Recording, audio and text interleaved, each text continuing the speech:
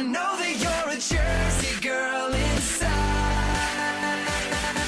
4 a.m. at a diner, stop singing, living on a prayer. I'm thinking maybe you're a Jersey girl with all those highlights in your hair.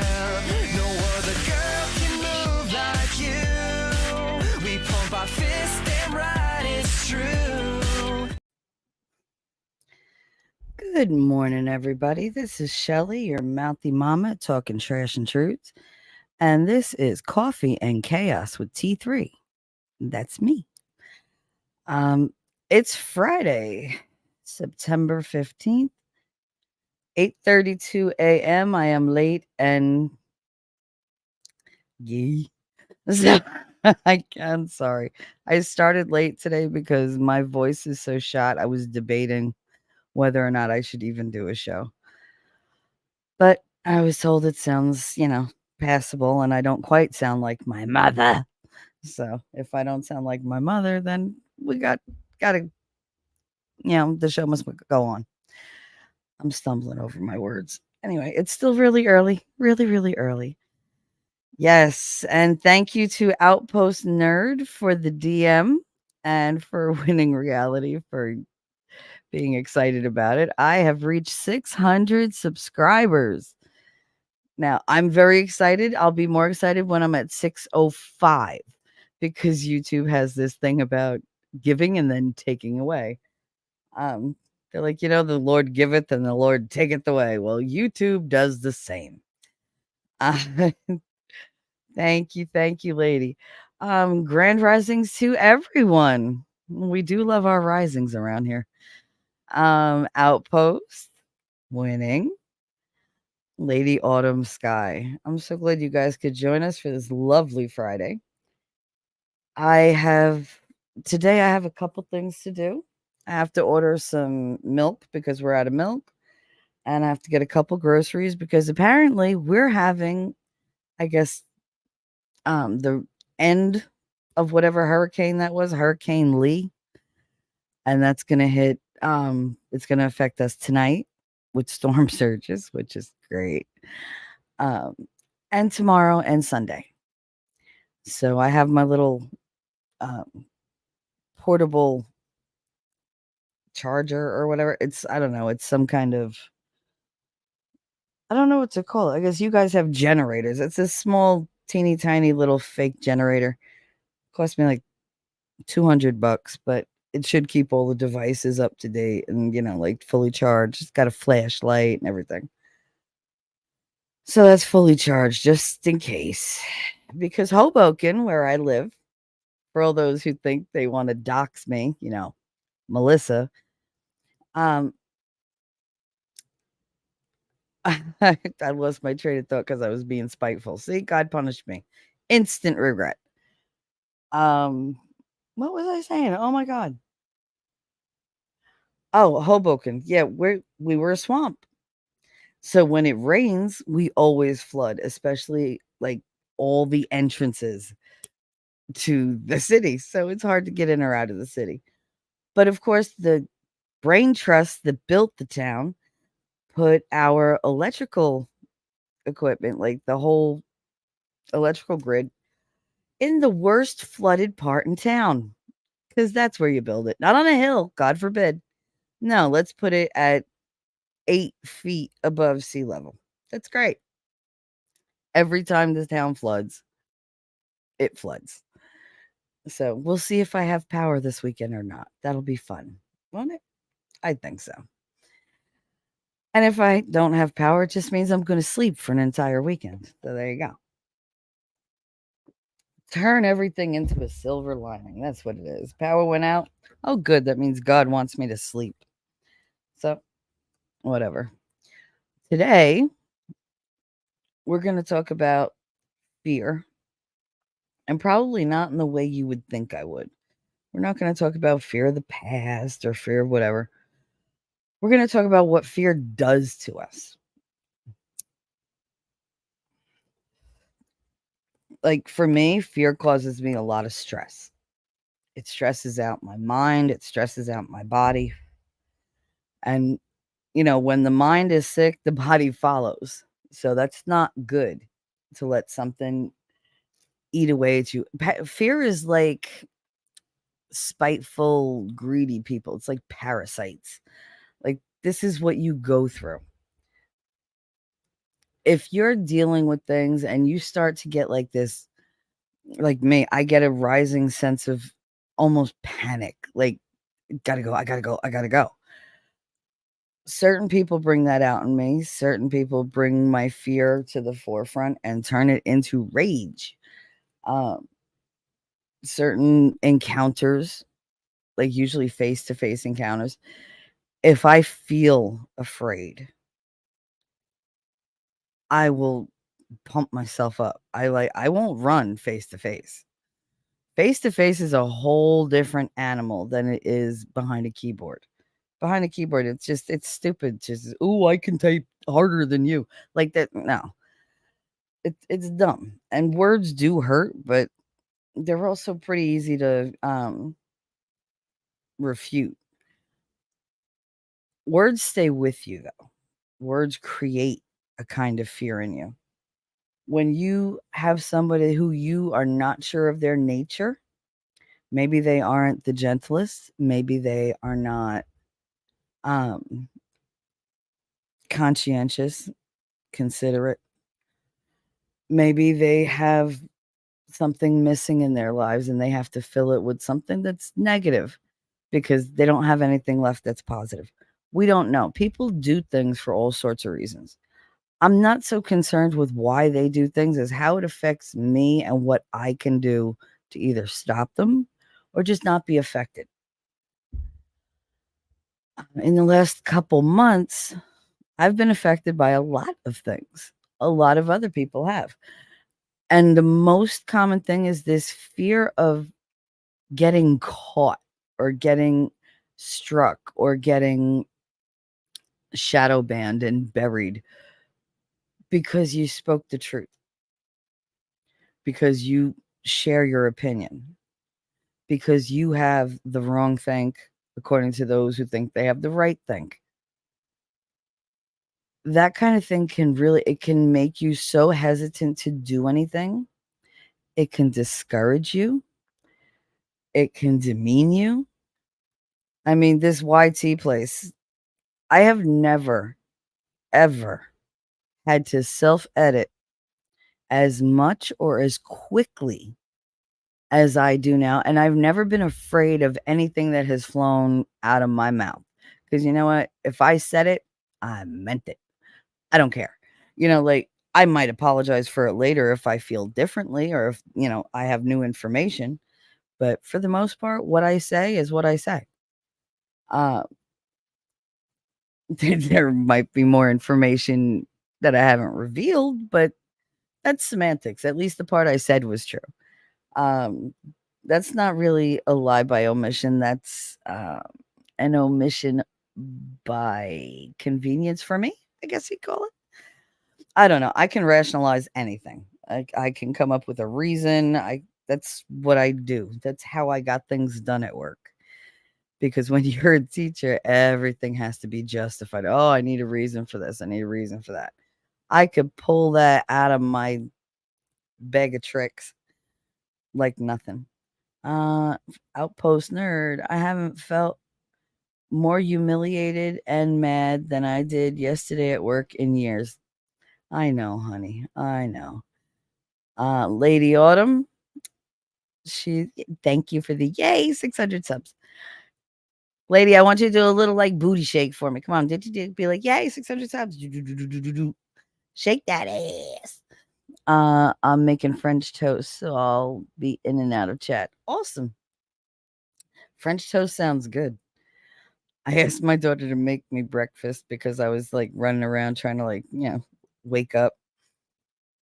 I come back and there's this Tupperware container on my desk, and I'm like, "What is that?" Because I was afraid it didn't look good.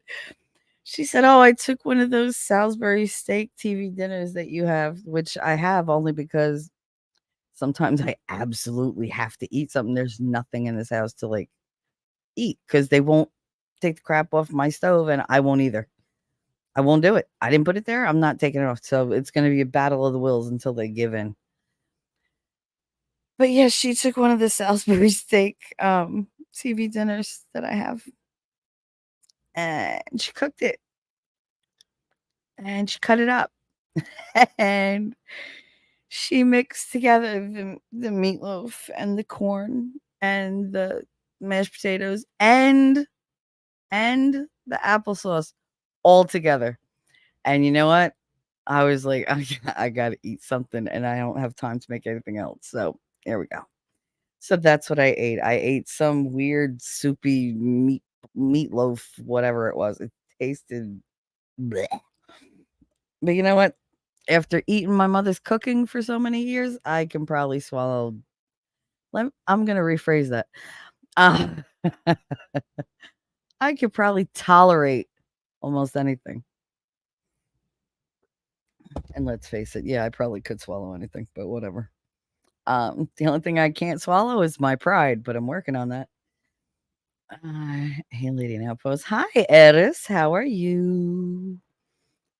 I hope everybody's gonna have a great weekend. I mean, we've had pretty good weekends, but I'm so excited to be heading into fall. Um, I know I squirreled, but I'm just bear with me. I mean, I think fall is one of the best seasons. My preferences go fall, spring, winter, summer. Like, and I know you're like, summer's not your favorite. No, it's just so many things go along with summer. And the bill is always higher. The electric bill, the friggin' grocery bill, because we're home more, because nobody wants to be out in the heat. And if they do, it's like, oh, I need this, I need that. They drink too much in my house. God. I'm like, can you just drink water? Everybody drinks something expensive. Hey, Ma, can you get me these drinks? They're only like $4 each. Do you have $4 each? Like $4 times two, that's 8 over the course of like a 5-day week. There you go. You got $40 just on your drinks. Are you kidding? They don't do the calculation. It's like, oh, it's just $8 a day. And how many days are in a month? How many months are in a year? Do you know how much money you cost me on a daily basis to drink that crap? And it's just like, I want to say that sometimes. I'm just like, okay, whatever. And I just keep thinking if you just would drink water, I could save this money. And then I feel guilty if I get anything for myself. So it's like, I just get them what they want and save feelings all around. Eris, my favorite season is spring because it's cool, like fall, but instead of dead things, they're blooming. Yeah. I like a finality about things.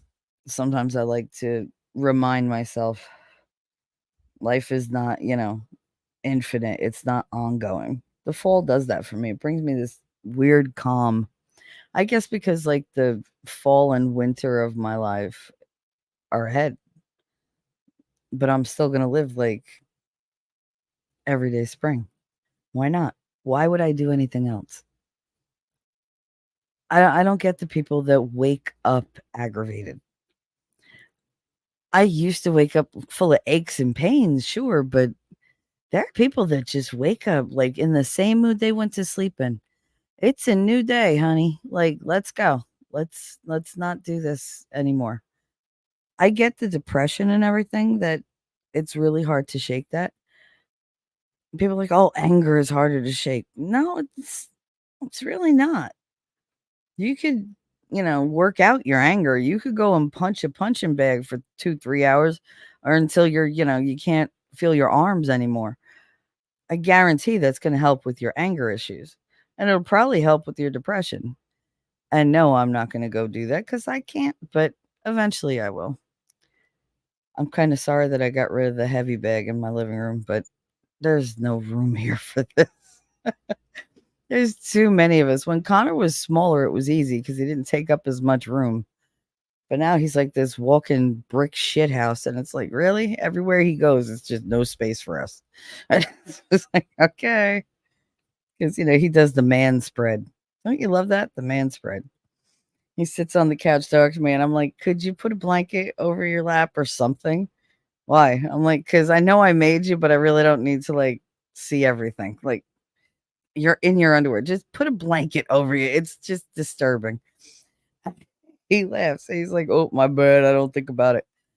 No, because he doesn't think about it because he's in the room playing video games, and it's just like, we. I tell you, these guys, that's something. It's like you get a little jelly. You're like, they just air everything out. They're like, whatever. We can't do that. I mean, we can, but I don't know that I would. I think I'd feel weird. Be like, hey, Shell, what are you doing? Oh, just airing her out. Just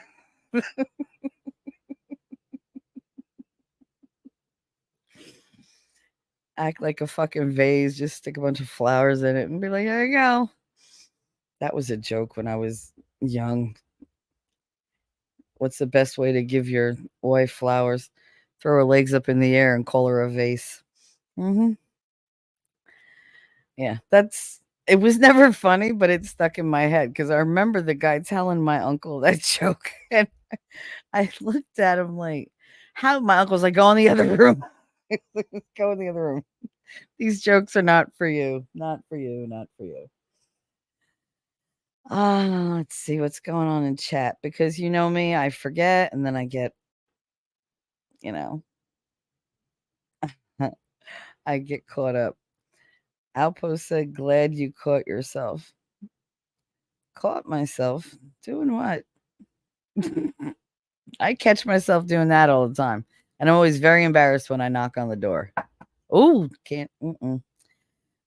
And no, I'm not doing that now. I would never tell you if I was. My favorite season is okay, we did that one. Fall is the best 2 days of the year down here. Yeah, Florida doesn't really you don't get seasons the way we do. I mean, I get all the seasons, and then I get, like, the Indian summer, and then I get the fake winter. We had one year where it freaking snowed in the end of May. I'm walking to school and I'm like, "What is that?" Because you couldn't see it anywhere in the city that had any kind of, like, traffic because, there's heat in the ground or whatever, but on the playgrounds, it's all just metal and, like, that rubber stuff, and we always had a very hard time with snow melting out there, and I'm walking to school with my son, and I was like, "Why is the playground white?" And he was like, "Is that snow?" I said, "No, it can't be." So he goes to I was like, "Don't touch it," because I didn't know what it was. And he was like, "Whatever." He don't listen. And he picked it. He was like, "It's snow." I was like, "When the hell it's May. Like, you're not allowed to snow in May." I remember when that damn Vanessa Williams song came out when she was like, "Sometimes the snow comes down in June." And we were on the bus going to bowling when that song somebody started, like, singing it. And my friend Gary Kuzzo, he goes, "When? When does that happen? When does it snow in June? When does the sun go around the moon? Tell me. Just tell me when any of this happens." He's like, "This song is bullshit." Gary always had a way of just like cutting right through the bullshit. He was so funny. Oh my god. I had awesome people in my class. They always used to make me laugh, but you wouldn't think that the honors kids would be as funny as they are, but they really are. So imagine having a bunch of friends who were funny and sweet and thoughtful and gentle, and you could cheat off of for like 2 years. I didn't cheat in many classes. It's just it was my senior year, and I didn't feel like doing anything. I mean, the essays were all on me. Nobody was going to write a better essay than I would. But when it came to like government, I didn't study for government. God, I was not interested in government. I didn't care. That's why now I'm like, "Oh, what is that? I don't know what that is." Well, they taught you in civics class. You act like I listened in government. No, I really didn't. Because I was an honor student. I didn't have to listen. I would sit in the back of the class with my friend John and, like, with my friend Tanya, and we would just ba ba ba ba ba ba ba the whole freaking time. And if Mr. Cap would come up forward and be like, "Oh, you guys got to be quiet. You guys got to pay attention. You're going to need this," he was instantly mocked. So he would shut the fuck up. Um, but the great part of government class was he used to give us these 4-page tests. His tests were always 4 pages, always. And it was great because it was like me and then John behind me. Next to him was Alejandro, and in front of him was Tanya, and then I was to her left. I mean, to her right. So we had this nice little square of desks. And we would just, we always had a staple. They had those mini ones and that they used to sell in like CVS or whatever. And we used to get them at like back to school. And we always had them in our backpacks. Usually we had our backpack with us. And we would take the sheets apart and we would decide, I'm going to do page 1. You're going to do page 2. You're going to do page 3. You're going to do page 4. Okay, fine. Okay, so I did 1. Now switch. I'd get 2 from Tanya and pass 1 back, and he'd pass over 3, and 4 would come up, and then we go again and again and again. We'd be done in like, I don't know, 5-6 minutes. And Cap was always like, "Oh, just put it on the desk and you can go. Don't got to tell me twice." We fill out those papers, get our own papers back, write our names at the top, staple, there you go, and be gone. And I loved it because government was right before lunch. So on those days, I didn't go out to lunch with my friends. I'd be like, "No, we have a test today." They'd be like, "All right, we'll see you in chemistry." Okay. Because I just go home. I live 2 blocks from the high school. So I just like, run my ass home, walk in. Grandma would be like, "Oh, you're here. Let me make you lunch." Yes. Because unfortunately, we didn't have cell phones. So when I showed up, I showed up. Like I was not calling you from a payphone saying I'm on my way home. Like, no. All she would have said was, "Why'd you make me walk all the way to the phone if you're already coming here? Just come home." Mental mal. All right. But it's like, I used to love that because I got like an hour and a half for lunch. It was awesome. But yeah, no, I didn't pay attention in those classes. Pay attention in government, please. I had gossiping to do. I had teasing to do. It was a senior year. I wasn't supposed to be in the freaking class anyway. It's a sophomore class. But my very, Catholic high school didn't have a government class because they didn't have to. They didn't have to teach government. And trust me, they didn't. Like, they taught religion. If they didn't want to teach math that day, they taught another thing of religion. It was like, really? That's all we're going to just religion all day long. Okay. You going to teach me anything about the Bible? No? I'll just your take on like cultural thing. That's great. Yeah. Because you're not molding me into what you want me to be at all. It used to bother me the things that we learned in religion class because it was just such a one-sided view. It left no room for any kind of different interpretation. It left no room for anybody, to have like a caveat or whatever. Like it was just, no, this is wrong. Boom, that's it. There's no exceptions, no, excuses. God knows everything. Well, if God knows everything, which I believe, he knows why I did it. And he knows I'm not a terrible person. And he knows you're a schmuck for trying to teach me to think one way and one way only. God, that's infuriating. We used to have so many debates in religion class because, of course, I was taught by a nun. In the high school that I went to, religion was always taught by a nun. The only other person they trusted was this dude called Mr. U. Well, we called him Mr. U. His name was Mr. Uriarty. And he would talk like this. Children, yes. Yes. And he'd have very severe lips, downward curved, and his the veins would pop out of his neck. And he always wore an Argyle kind of sweater with khaki pants. Now, men with giant asses should not wear khaki pants, and men who have issues with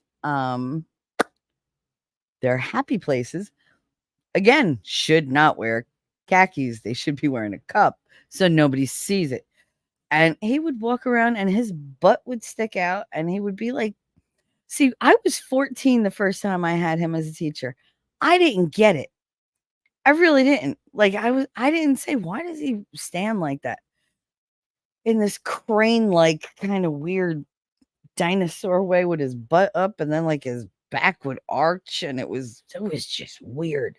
And when he talked, he kept his two pointer fingers pressed um against his thumbs, like he was going to make shadow puppets. And they were all together and then the pinky would stick all the way out and that ring finger would be tucked in. I can't do it. My hands cramp when I do it. But he did this like whenever he talked. It was like, I don't know, like the gay Dr. Evil religion teacher of the world. I mean, I found out later he was gay. And of course, when I look back, I'm like, duh. Like it was so obvious. But I didn't know anything about gay men. What the hell did I know? We didn't talk about them. We didn't see them. I knew what a tranny was because we had one of them. I knew what a lesbian was because we had plenty of them. I knew what a bisexual was because hello. But and I know it's not maybe bisexual, whatever. But I knew what it was because I was in that scene, but I did not get involved with the guys part of the scene. So I knew what gay guys were, obviously, but I couldn't just detect one. At Lord, looking back, I'm like, I really should have had my eyes checked because sit down, sit with this. He was very sibilant. Like he loved his S's. Everything was. I was like someday somebody's gonna come in and just knock him over the head. They're gonna think he's like some weird ass snake in an argyle sweater. Like, oh, I couldn't.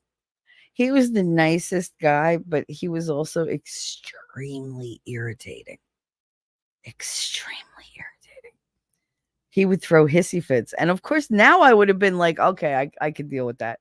But then it was like, why are you such a bitch? Like, I couldn't get it. Now I get it. But anyway, that's just a little foray back into high school. Because I figure with the attitudes of so many, going back to high school is not that big a trip. Shouldn't take that long. Maybe next we'll visit middle school. And yes, I know, nerd, you're going to go do that for real. Good luck with that. At least it's Friday. Thank God it's Friday. Listen, this is why when we were kids, you're like, why are all the teachers so happy? Like, I'm the one getting the weekend. No, they're getting rid of you for the weekend. That's why they're happy. And if you're going to your grandparents, you're going to see that same look on your parents' face. It's like, oh, I can't wait. Like, I just want to go and do stuff. Who doesn't want to do stuff? Fall is the best 2 days of the year. Yeah, I did that. Eris said, do you prefer Outpost, OP, or Nerd? He prefers Tim Spool or Tim Stool. That was it. He likes to be called Tim Stool or Tim Pool 2.0. I call him that too. That's what I call him on Discord. He just doesn't know it because he can't see it. Almost said hi, Nerd. Yeah, of course. Eris, you can call anybody anything. Trust me. I've called them everything under the sun because I never get it right. Hi, Caitlin. And they've called me everything under the sun because they just can't get it right. Didn't know if you'd think it an insult. Nah. See, Shelly called me outdoors last week. At least I didn't call you outhouse, but that could be arranged. Hey, outhouse nerd, how you doing? Oh, you could be outhouse turd. Oh my god, that would be great. Oh yes. Oh, I need that. I hope Winning's still listening. We need an outhouse turd.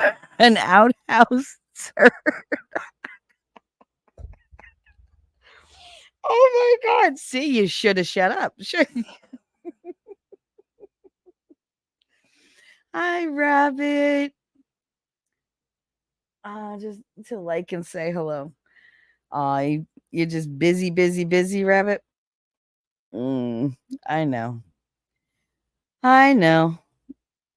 And there's so many morning streams. There's a few less this week, like, but so many morning streams that everybody needs to be visiting.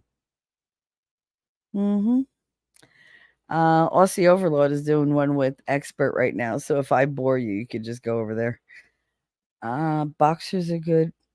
Wait, I'll post there. Well, I'm heading out early. Yay! Pray for my insanity. I'll pray for your soul. God don't like ugly. Go be nice to those kids. Boxers are good for that. Get you a pair. Just so you know, I can't see. Everything is blurry because I've been reading way too much, looking at screens way too much, and talking way too much. Boxers are good for that. Get you a pair of oversized boxers. It's fancy. You're still talking about airing them out. I mean, I just skipped the boxers. I mean, if I'm gonna air the bitch out, you just go ahead to the wind, to the window, to the walls. I don't have no balls. Uh, Sanity. Outhouse turd. Sorry, I just like it. We've always got we've always got an onion snow around Easter in Pennsylvania. Onion snow? What the hell is an onion snow? The green onions were starting to grow along with tulips and daffodils. Uh yeah, here right before Easter we get the lilies of the valley. Um the crocuses. They pop up. They'll break. Never underestimate a weed or a flower or whatever, because we had crocuses in the backyard and I don't know why, but they used to break through the marble. Like they just wanted a place to grow. And we had marble slabs in the backyard because we're Italian and we do marble.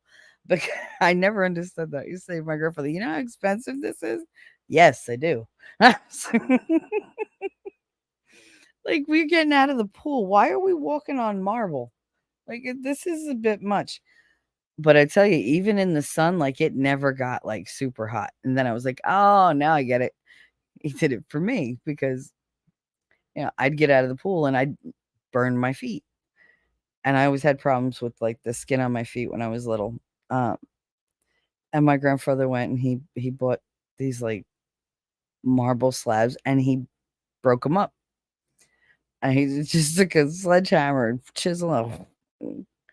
He made small bits, big pieces, and he laid them all out all over the backyard. He laid down turf, and he laid down sand, and then he put the marble slabs because he would take them up like every summer. He was, I'm not leaving them out there in the winter. You know how hard it is to shovel these? And it was. I tried it one year that we forgot, and it was like clunk. Okay, try to do it again. Clunk. It's just a bigger pain in the ass than it was worth. Uh, so was shoveling. I don't know why I had to shovel the backyard. Nobody went out there. It's like, what? Hello? Like, why am I shoveling this whole yard? Well, the cat, fuck the cat. Like, she knows how to jump. Hell. And that bitch wouldn't leave in the wintertime anyway. I'd open the door for her to go out, be standing there freezing my ass off. She's looking at me like, I ain't going out there. Nope. It's cold out there. I'm old. Turn up the heat. Rabbit. Never heard of an onion snow. Yeah, I never heard of that. So it's interesting, but yeah, nobody ever said that. Iris, my grandparents had a farm in the Pocono Mountains. I had a timeshare. Well, my father had a timeshare in the Pocono Mountains. It was what the hell was his name? Newton. Ugh, not Juice Newton. What the hell was his name? Oh my god. I can't think of it. Um the guy that plays out in Vegas, he was in Ford McFarlane. Anyway, he had a timeshare like business because who didn't? And my father bought a timeshare, and it took my mother like 10 years to get rid of it when he died. She was livid, absolutely livid. Good to see you. See you later. Oh, you gotta go. Bye, Rabbit. Have a good weekend. Inya, hello. How are you? You're not really in chat. Your hands are frozen. Why are your hands frozen? Till I break my hip and fall. My man used to sing it that way. Ah, yeah. What the hell was the guy's name? What's not Juice Newton, not Olivia Newton, not is his first name Newton? I don't know. Somebody in chat has to know who the hell this guy is. What the hell was his name? Wayne Newton. There you go. His name was Wayne Newton. And we had a timeshare there. Yeah. I hate Wayne Newton. It was such a pain in the ass to get rid of that. Anyway, back to fear, because, that's what drives us. And it is. Fear does drive you. Fear is often a very, very effective motivator. It can move you to think of new ways out of situations, think of new solutions. You'd be surprised how creative fear can make you. I mean, think about it. How many times have you said, "Yeah, no problem, I'll do that," and you're like, you instantly regret it. You're like, "I don't want to do that." Yeah, I don't want to do that. I don't want to go there. I don't want to jump out of a whatever. And the fear, you think rapidly of every excuse you could ever think of in the world in about 10 seconds that'll get you out of that situation. Just like when somebody's threatening your life, your fear factor is what kicks your imagination into gear and you just start spouting out anything. You're just like, "Oh my god, I have this, I have that, da da da da da, da, leave me alone." Fear can hold you back as much as it can motivate you. And that's unfortunately the byproduct that we're mostly dealing with. Um, it's very difficult to face your fears because it requires that you tell yourself the truth. It requires that you face the truth and accept the truth. And we're going to talk about this next week, but the truth is something that can really damage you in the best way. Uh, I have a lot of fears, right? And I used to have a lot more. I mean, when I was little, fear was that was the soup of the day. And it was served every meal. Every meal, every snack, every dessert. That was all there was. 1 second.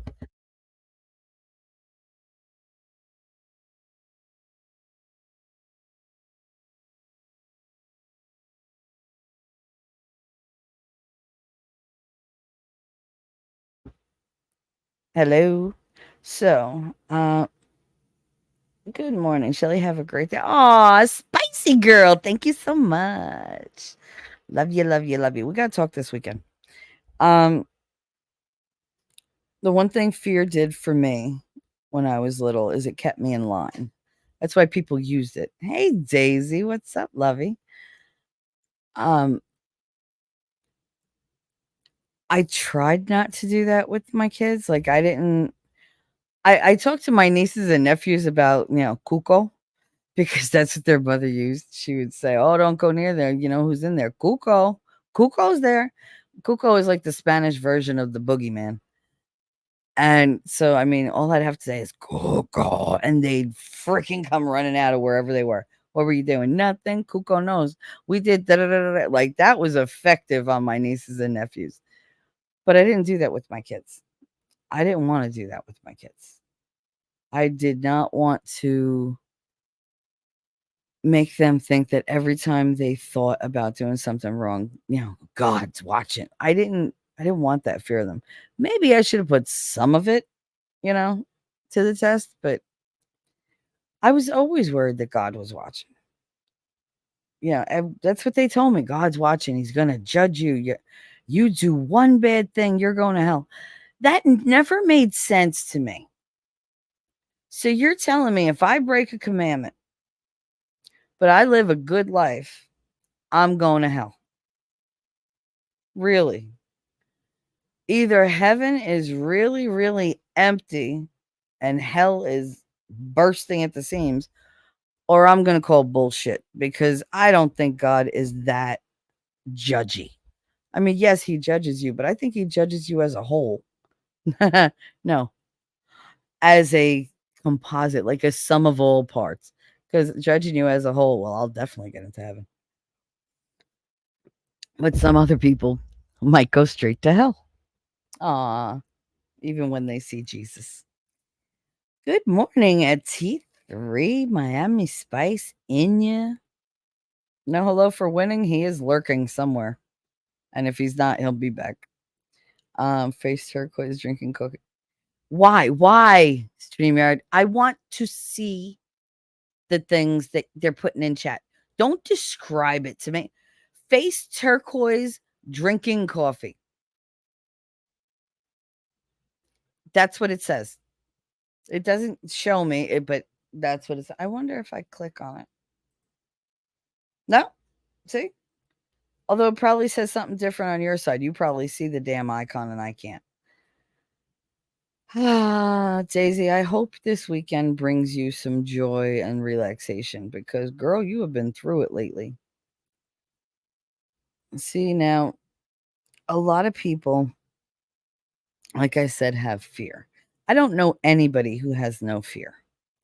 You might not fear life, you might not admit to the fear, but it's there. And fear has this, like I said, ability to motivate you, an ability to make you become very resourceful. I mean, look at MacGyver. That they should have called that Fear Factor. I mean, I remember watching Fear Factor with Joe Rogan. I didn't know it was him. It's like because he looked very different. He had a lot of, like curly black hair and he looked like a jooch. And he talked like a jooch because, by the way, a jooch is like a big gompy fuck, but that's what he was like. And plus that whole feel factor with the oh yeah, are you gonna let worms and roaches crawl over you? Ah, no. No, no, no. If I wanted to do that, I'd go visit my friends. Like, no. But for some reason, everybody loved that goddamn thing. And I mean, I did watch Fear Factor, but it just it icked me out so many times. I didn't care if they jumped off something or if they went swimming but the bugs part that bothered me. Even watching all the snakes, that didn't bother me because I know they're not going to use like venomous snakes or whatever. They can't. And if they do, the person that got in there is stupid as hell. But no, I could not believe when I watched Joe Rogan's, like, it was like a mini biography, and I was like, "Holy shit, he was on Fear Factor? That's Joe Rogan?" Because I only have ever seen him now with the bald head and the jacked body and, like, not sounding like he did then. Now he's just like, "Hey, man, like, whatever." He's like, "What are we doing? Like, didn't talk to me." And it's like, oh my God. Back then he was like, "Oh my God. Oh my God. There's snakes. He was just so over the top. It was just so funny to watch him. But I never would put those two people together. Well, the one person, but I never would put those two images together. Because it just, I don't know. It took me a minute. Because, like, I don't know. It's really, really hard for me to reconcile the person he is now with the schmuck he was then. So it's just, whatever. Some people make that, turn and some people don't. He started out dealing with just bullshit from people and, getting yelled at all the time. And now he's got fuck you money. Like he calls the shots. He does what he wants. He's got all the big names. I mean, geez, he got Elon Musk to smoke a fucking blunt with him. I want to smoke a blunt with him. I want to smoke a blunt with him and Elon. Shit, bring them together. I will call you daddy all day long. I don't care. But, like, help a bitch. Give me some, Gates free land. so that I could, have my little homestead. That's one of my biggest fears now. The house. I know I'm headed in that direction. I know I have been dreaming of living in my own house all my life. I've always lived with somebody or in an apartment. And I just, like, it's not about living with somebody, but it was their house. Like it was my grandmother's house. It was, the landlady's house that daddy rented. Not that daddy rented the landlady, but he rented the house. Um, Apartment after apartment after apartment. The closest I got to being in like a housing like situation, like a house situation, was my apartment in Kansas because it was basically like a mother-daughter, but like the entrance to my apartment was on the left and the entrance to the upstairs apartment was all the way on the right side of the building. So we never got to see each other. It was great. I loved it. Um, and it was a big apartment. I think I had like maybe 950 square feet for a 2-bedroom, but we had 2-bedroom, 2 bath with, washer dryer that they supplied. Um, Central air, central heat.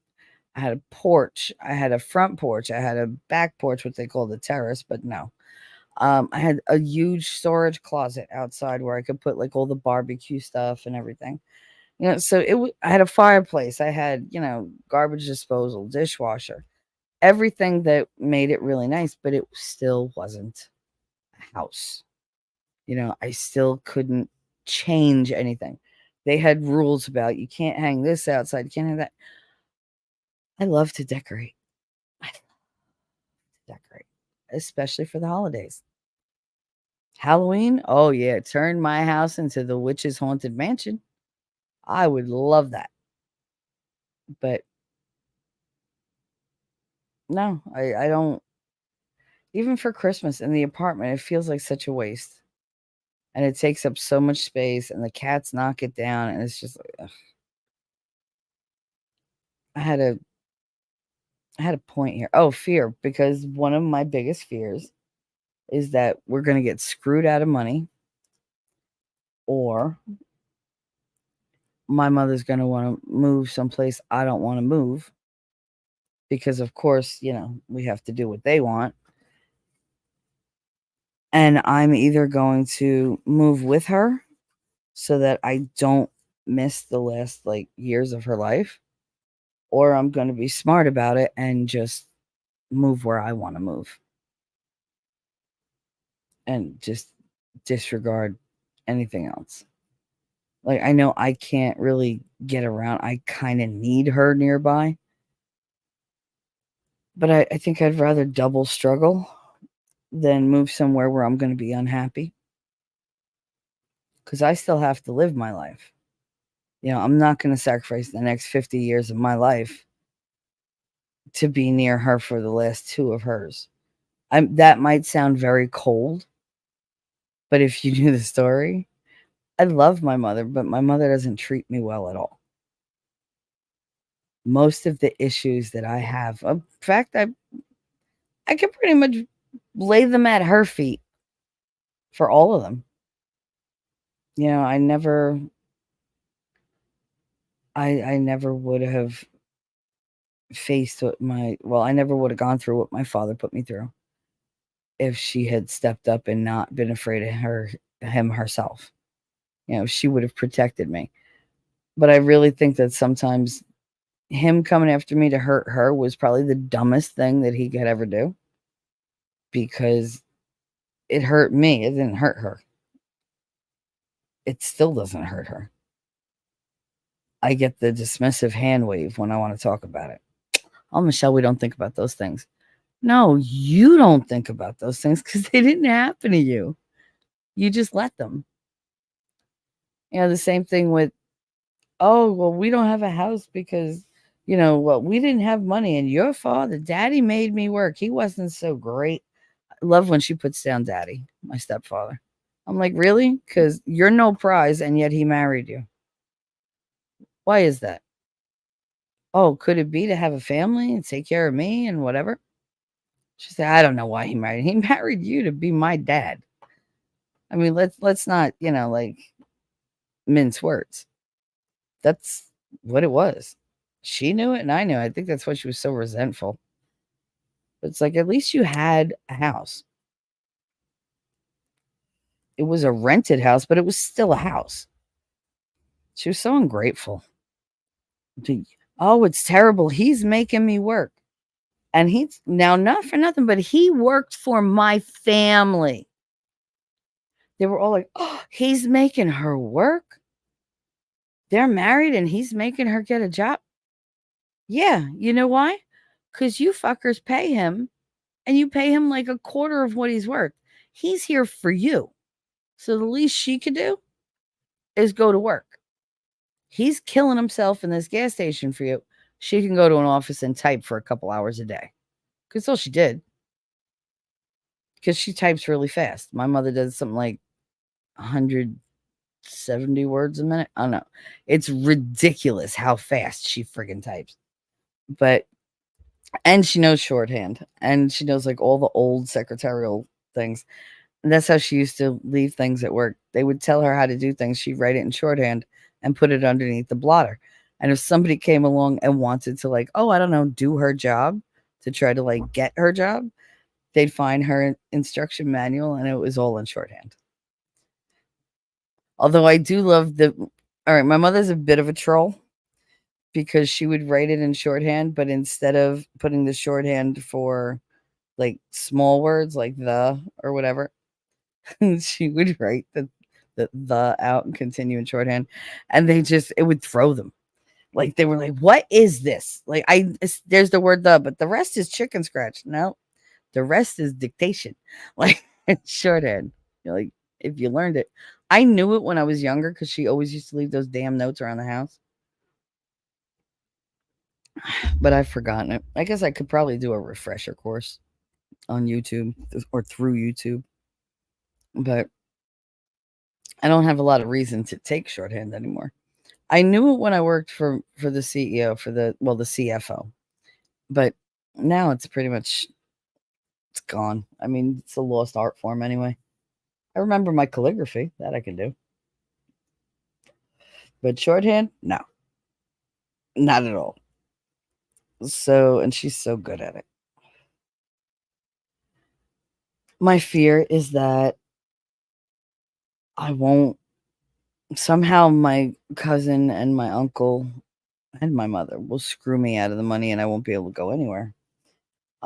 In which case, I have a nice little, nest egg saved. I'm still getting the fuck out.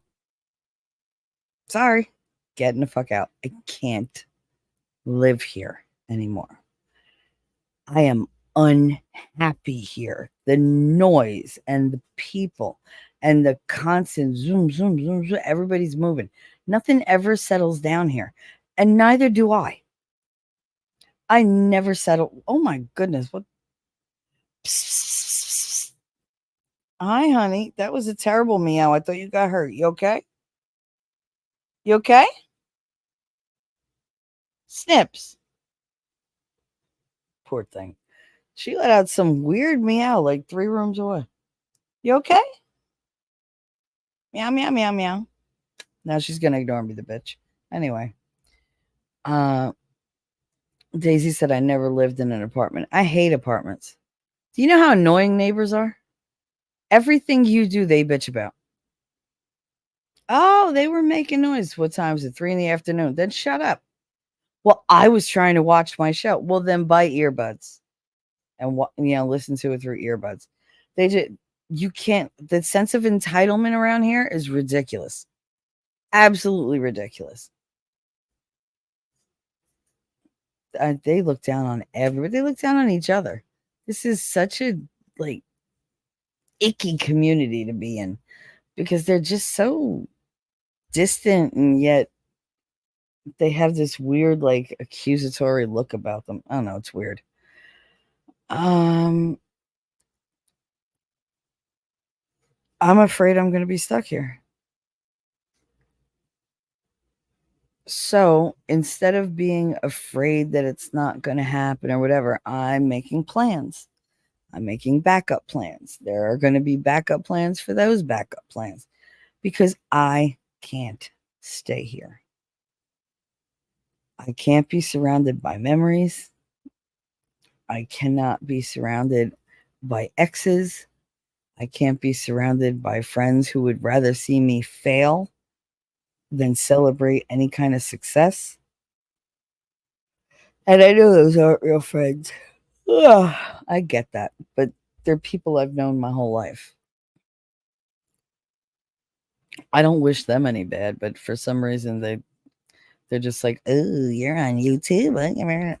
What do you think? People want to listen to you? You've been listening to me for like 40 plus years. Yeah, somebody might want to listen to something I have to say." And I never got on here expecting to be like, like Nick Rekieta famous. I expected to get on here and maybe help one or two people to get through some really, really hard times. People who are struggling.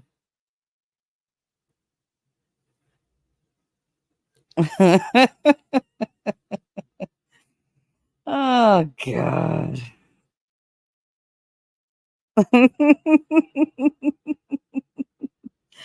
People are silly. They're so silly. I love it. It makes me happy. Um fear fear can motivate. For me, fear is a roadblock. Um I have to really work myself up to a state where I have to tackle the fear. And I've done it. I've tackled many, many of my fears. I was once afraid of the dark. I slept my whole childhood with a nightlight. You know, even the adult years, because my grandmother had the nightlight in my bedroom, because my bedroom was the one with the bathroom. So of course that's the one she used. And she would traipse through my bedroom. And one day we didn't have the nightlight. And she was walking and you heard, "Son of a bitch," threw the light on. And she was holding her foot something. I was like, "What happened?" "I walked into the goddamn bed on the way." That's all she had to tell me. Because she's ah, ah, like she's hopping around. And I was like, "Sit down and rub your foot, because if you fall, I'm not gonna be of any use to you. Like, do you need ice or Can't believe I didn't see that. Why didn't I see that? Because I moved the bed and I forgot to tell you. I'm sorry. Where'd you move the bed? I just moved it a little bit to the right. God damn it. Because I wanted it centered. I hate when things are off center. And it was hilarious. So she went and got a nightlight. Well, she sent my grandfather to go get her a nightlight, and she put it in the bedroom. And after that, it was like, "Oh, all right, this is okay." Because I just used to need a little bit of light from the window. That was enough for me.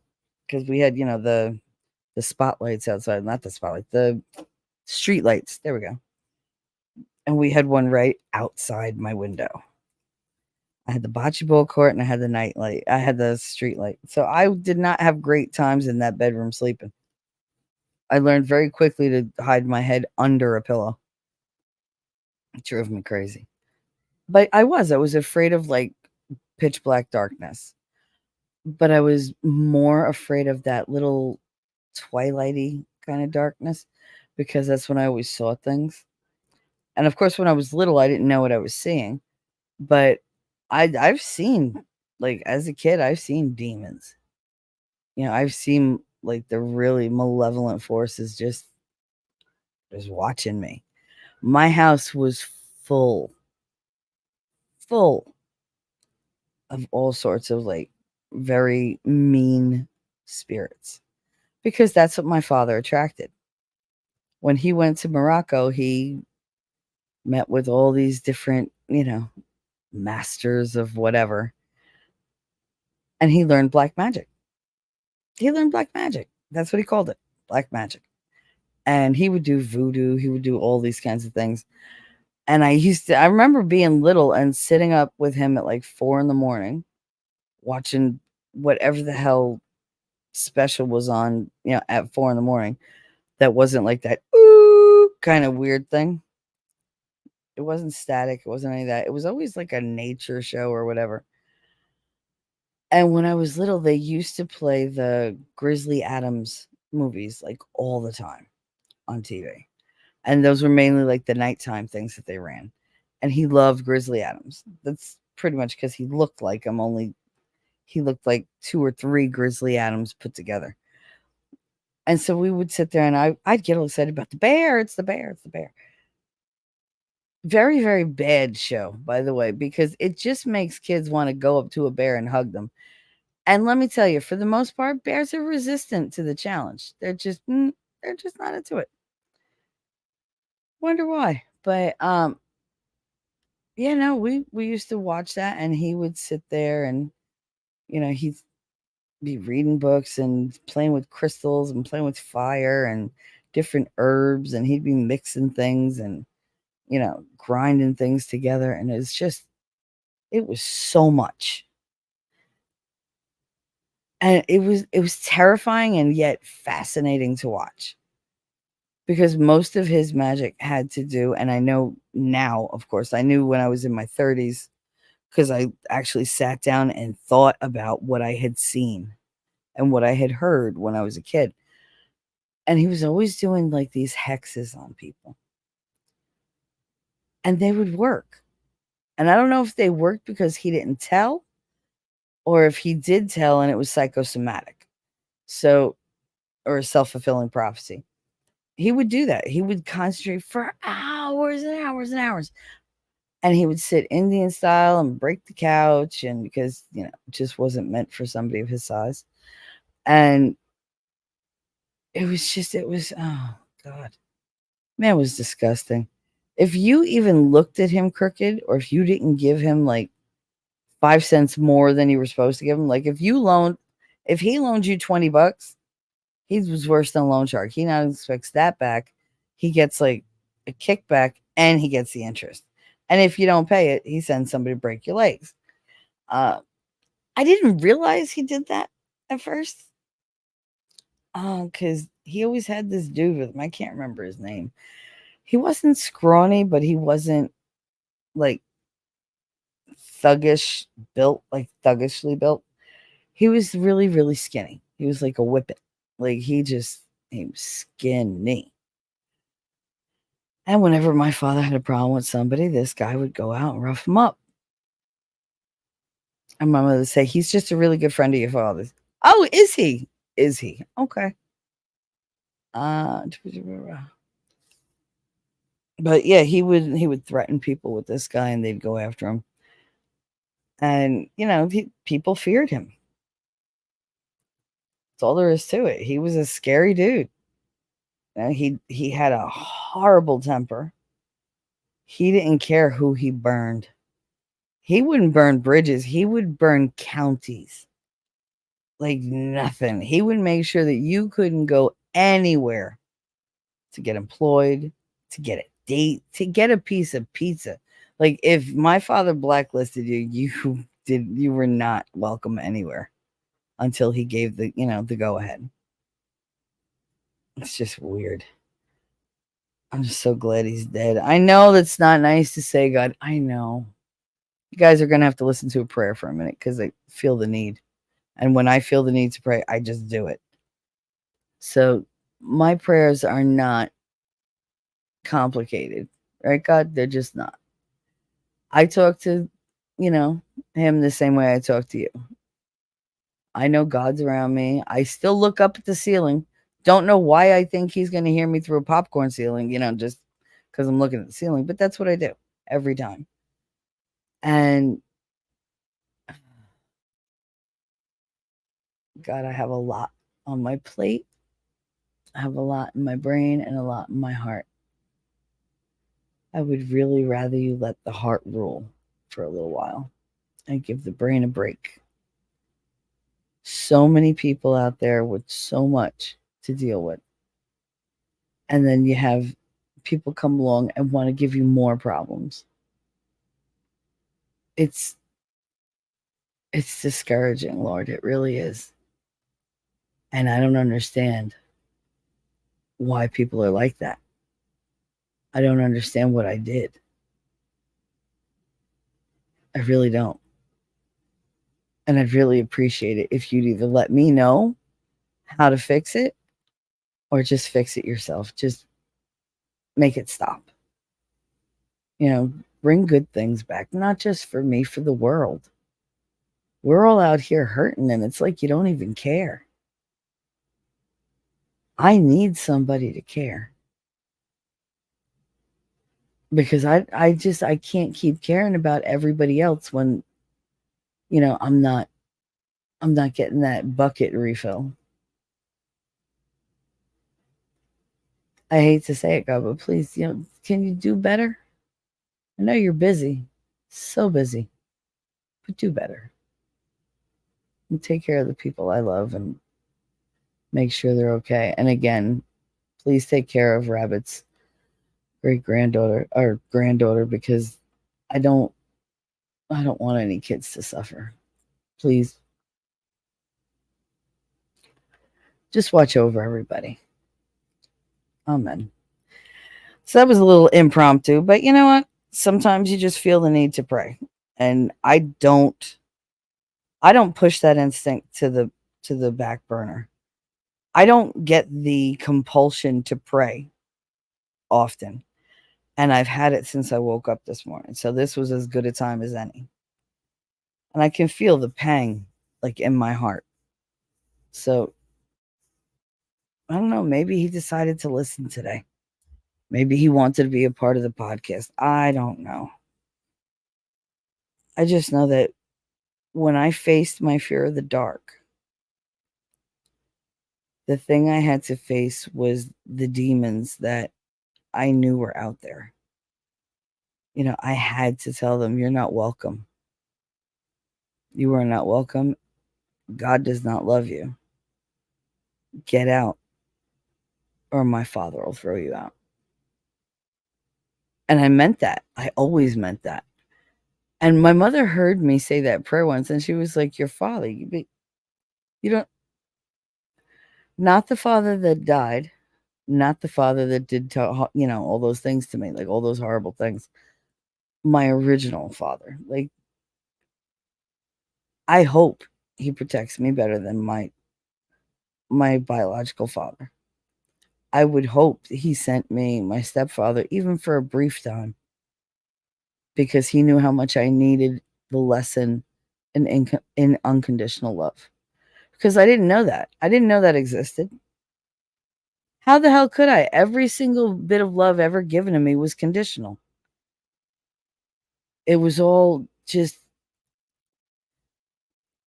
my biggest fear in life is not being loved, or somebody pretending they love me and then snatching that away. Because I don't know if you know it, but I love very easily. God, ridiculously easily. I only met Jacob Peets like maybe 2 weeks ago? 3 weeks ago? I don't know. Time is a little wonky for me, as you know. But I mean, not that very long ago. And last night, he jumped onto Gary Lamb's stream that Caitlin and I were doing. And if you haven't seen that, please check that out. We all have it. Caitlin has hers, I think. I have mine on my page. Gary has his on his page. If you like it or whatever, go around to all the people that were on, like, Wally Z and Erica. There was that Stone guy and Outpost. Outpost was a big hit, but I'll get to that in a minute. They were all there. And it was an amazing time. I loved it. Oh my God. Like, these people were not afraid to ask me questions, which, hell yes, please. Like, people ask me such mundane, non-probative questions that it's like, do you really want to know, or do you just want attention on you? Because if you really wanted to know, you ask the difficult questions. You ask the easy ones, but you ask the difficult ones as well. I'm not much for small talk. And yet I have a morning show. But no, I'm not much for small talk. I don't want to stand there and be like, "Hi, how are you? How are the kids? Are you still working at that place?" I don't care about any of that. I don't care if your kids are I really don't. Because most likely, if we're having small talk, I'm not that good of a friend with you anyway. Because I just, nah. Like, like I'd just rather, keep it an acquaintance. And acquaintances do the small talk. Real friends already know what's going on in your life. But anyway, I digress. My biggest fear, besides the fear of the dark, like I said, uh, my biggest fear is not being loved or having that love snatched away because I somehow displeased someone. That was my whole childhood. Constantly taking the temperature of the person in front of me, constantly taking the temperature of the room, you know, because I could be perfectly fine sitting there, absolutely still, not making any noise, nothing. And if my uncle came in and he was like, "Hey, ma," da, da, da, da," so if he engaged in like talking to his father, my grandfather, during dinner, I knew it was fine. Everything was going to be fine. But if he came in grumbling and stupid sons of bitches, blah, blah, blah, blah, kicking off his boots at the door, and he sat down aggravated, as soon as he would start, "Michelle, go help your grandmother," I'd jump and go do it because God forbid. And she'd get mad at me, like, "Why are you up? Go sit down." Uncle Tom told me, "No, go sit down. Don't listen to him. You listen to me. Go sit down. Why aren't you helping your grandmother?" Grandma said not to. "Don't listen to her. She's old and doesn't know what she wants. You go do what I tell you." And my grandfather would sit there back and forth, back and forth. He'd say something in very guttural Italian to my uncle, and my uncle would stop. But that that taught me that you could come in one way and be like, "Hey, hey, hey, I love you." And then as soon as I make you mad, you're like, "Oh, you disgust me. You're this, da, da, da, da." Really? Like, it's all that? My husband was the same way. He would love to go for personal attacks. And I'd be like, "Who are you talking to?" "I'm talking to you." "Not with those words, you're not. None of them apply to me." "You're so conceited. You're so that." I'm not conceited. I just am capable. There's a difference.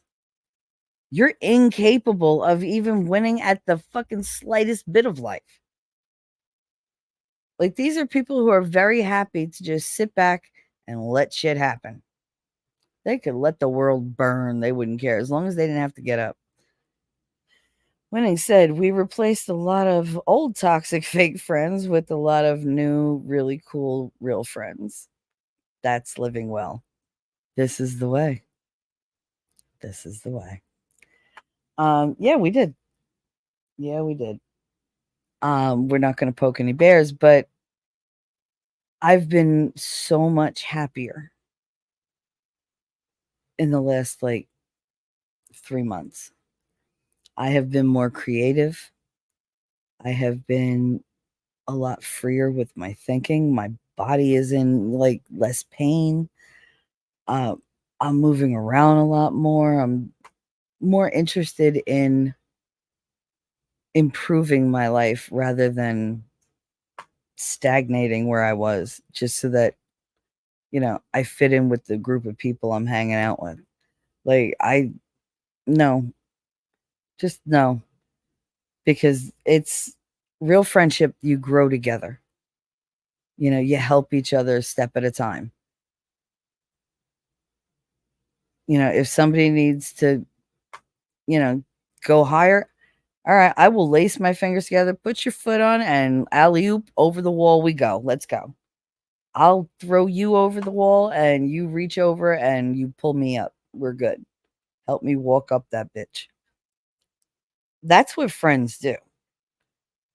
They don't go, "Oh, go get me a ladder. I'm going to climb this wall." And then they pull the ladder back over onto their side and leave you stranded. That's what, like toxic people and soul suckers do. They bring up constantly shit that they think is going to aggravate you. And I don't have that kind of motivation anymore to listen to it. I don't have that fear of losing people unless I give into it and go with it. I don't have that because the people that I surround myself with now, they're either going to go along with me, they're going to vehemently tell me why I should not do it, or they're going to hang back but have my back. Like, I know no matter what decision I make, I'm not out on a limb alone anymore. There's nobody like standing there going, I love you. We're such good friends with the saw in their hand as they're just like ready to break the branch I'm on and just let me fall all by myself. That's not who I surround myself with every day.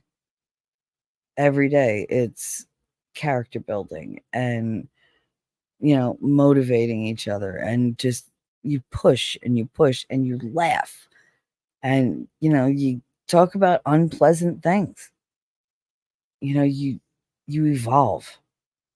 And that's the thing. I've been stagnating for so many years because I knew that if I did something I would lose people.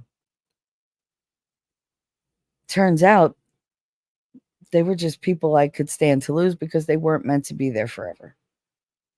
They served a purpose. They were the bridge that brought me to a better group. See, so like I want to thank a lot of people, because if you hadn't been there to show me how not to be, what I don't want in life, and if you hadn't been there to introduce me to things or people that make my life better, well, I'd still be that lost, depressed little girl who doesn't know what to do and can never face anything. And that's not me now. I'll face it all in my time, but I will face it all. I'm confident of that now. I believe in it. I have inner faith. I don't think I really understood that before, but I do now. And I have that. And I have people in my life that I care about who actually show they care. They don't take it for granted. And I'm not talking about one group. I'm talking about my whole life. I've known toxic people. I still know toxic people. And it's just, I'm related to most of them. But, what can I say? But yeah, no, this last, round, I was able to be led to a much better place. And I have to thank them for that. That was a wonderful gift to give me, to be the bridge that brings me to something better. It's amazing.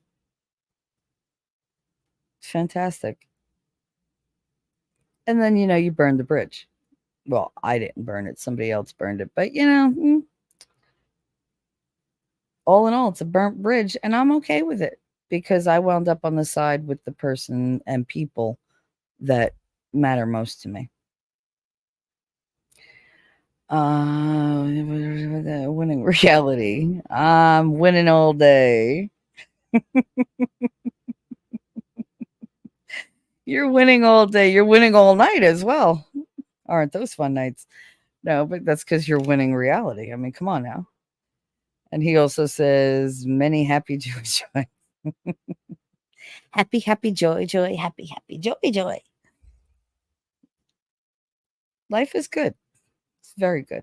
It's surprising, and it's full of, like I said, it's full of fear. I faced my fear of the dark, kind of in the way that you don't want to. I basically put myself in a closet for like a whole day, and I had my ears plugged. It was kind of like over immersion therapy. Like I sat there and thought of the worst possible monsters that could come out of the woodwork, come out of the dark. And I mean, I know that my fear of the dark had to do with, um, like I said, the demons in my house, but it was the biggest demon of all that always struck in the dark. And he didn't strike in the daytime until a couple years later, but yeah, the dark always held it held a lot of pain and a lot of shame. And I've recently started to light candles in that area. I mean, I faced my fear of the dark. I'm good in the dark. I break my toes a lot. But there was a darkness that I carried my whole life. And I don't the past couple months I haven't felt it. Even when I'm sitting here on a low and crying, and let me tell you something, any low that I've been getting is hormonal because I'm a happy kind of girl lately. It's weird. The lows I hit are usually a combination of hormones and the fact that my sleep schedule sucks ass. I mean, it really does. I never know when I'm going to sleep. I never know how much sleep I'm going to get. And I have FOMO like a motherfucker. But I would. I faced my fear of the dark. I haven't quite faced the fear of that monster in the dark yet. But that's not far.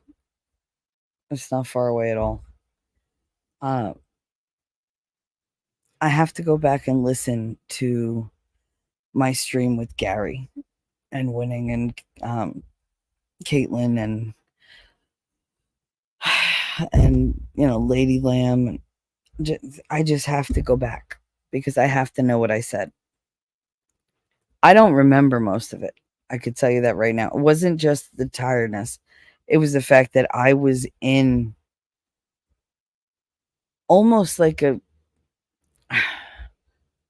highly pressurized meditative state. Like I could not have held back if I tried for most of those questions, if my life depended on it. But when it came to that that last question, my mind even said, "No, we're not doing that. Like we gave you quite a bit. We're tired now. It's time to go to sleep." And of course, that's when the line of questioning was shut down and I was sent to bed.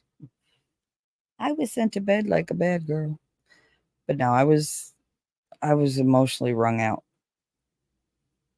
And I really don't remember anything that I said. I remember bits and pieces. Um, I remember when I refused. I remember that, but I want to hear the rest of it.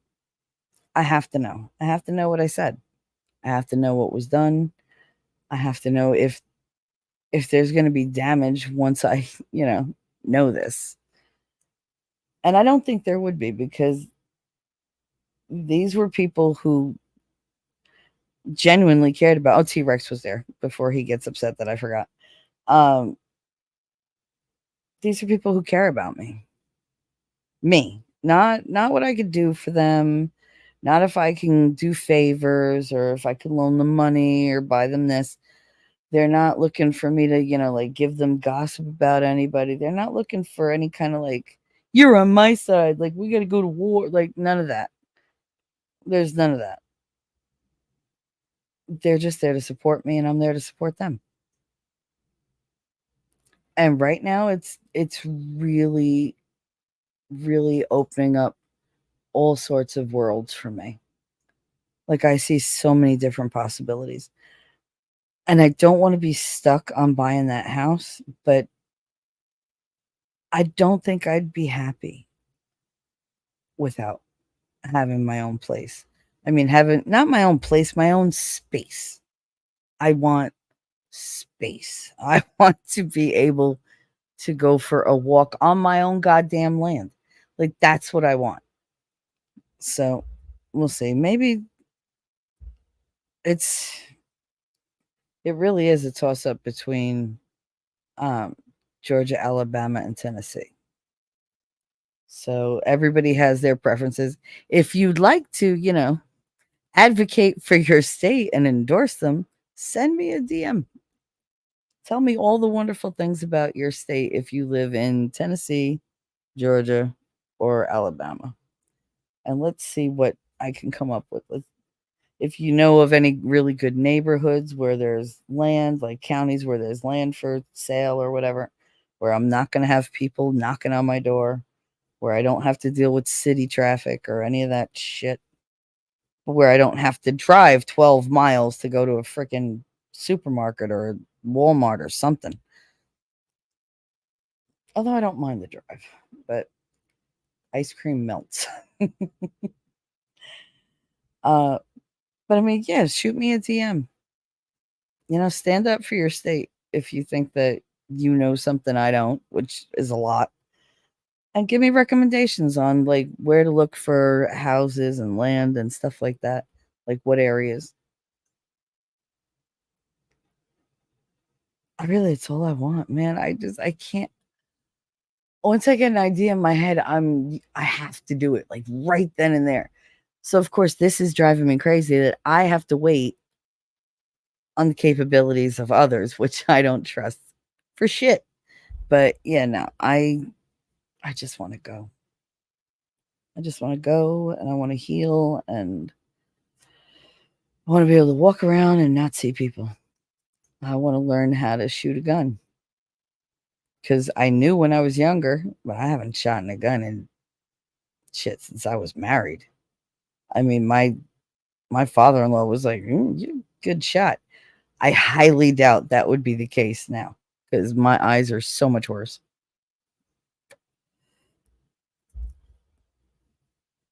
But yeah, fear for me, all it did was put defenses in place.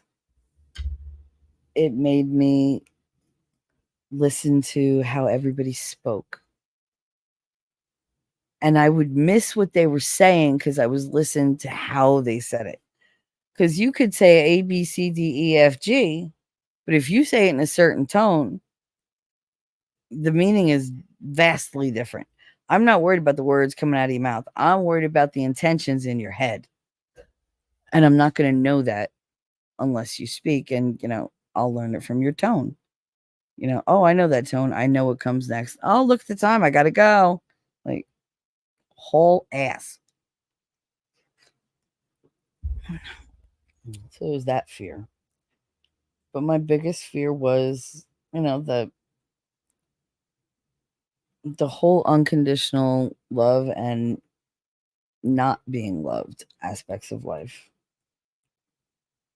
Because maybe I am unlovable. Maybe I am. I don't know. Nobody's ever loved me without conditions except for daddy.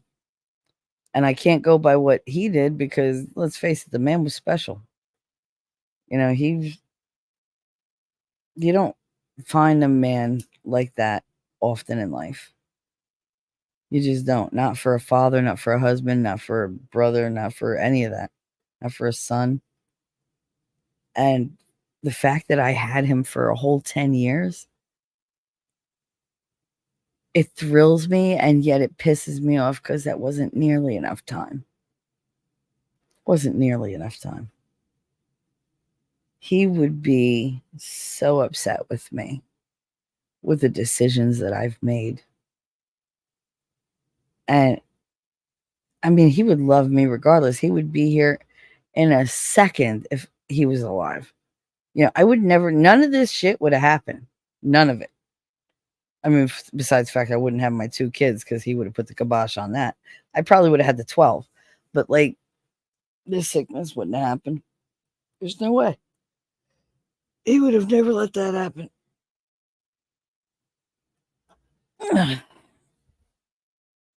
He would have put his foot down and said, no, no, no, no, no, no. I mean, I don't know a whole lot about science, but that shit is too new. And if I did get sick, like I did, I never would have been by myself. I never would have sat in a hospital wondering, where's my mother? Like, really? You're less than a block away from me. You can't visit me? Like, do I matter that little to you? Apparently I did. So I don't fear my mother not loving me. I accepted that a long time ago. She loves me, but not as my mother. She wants to be my friend, and I have enough friends. She didn't want to be my mother. I don't want to be her friend. Or I'll do a half-ass job, and I don't do that. You know me, with me, it's either all ass or no ass. Daisy, you just realized he's here? You should know he lurks. He's up early, right? Nobody expects Winning to be up this early. I sure didn't. Sure didn't. No, I didn't.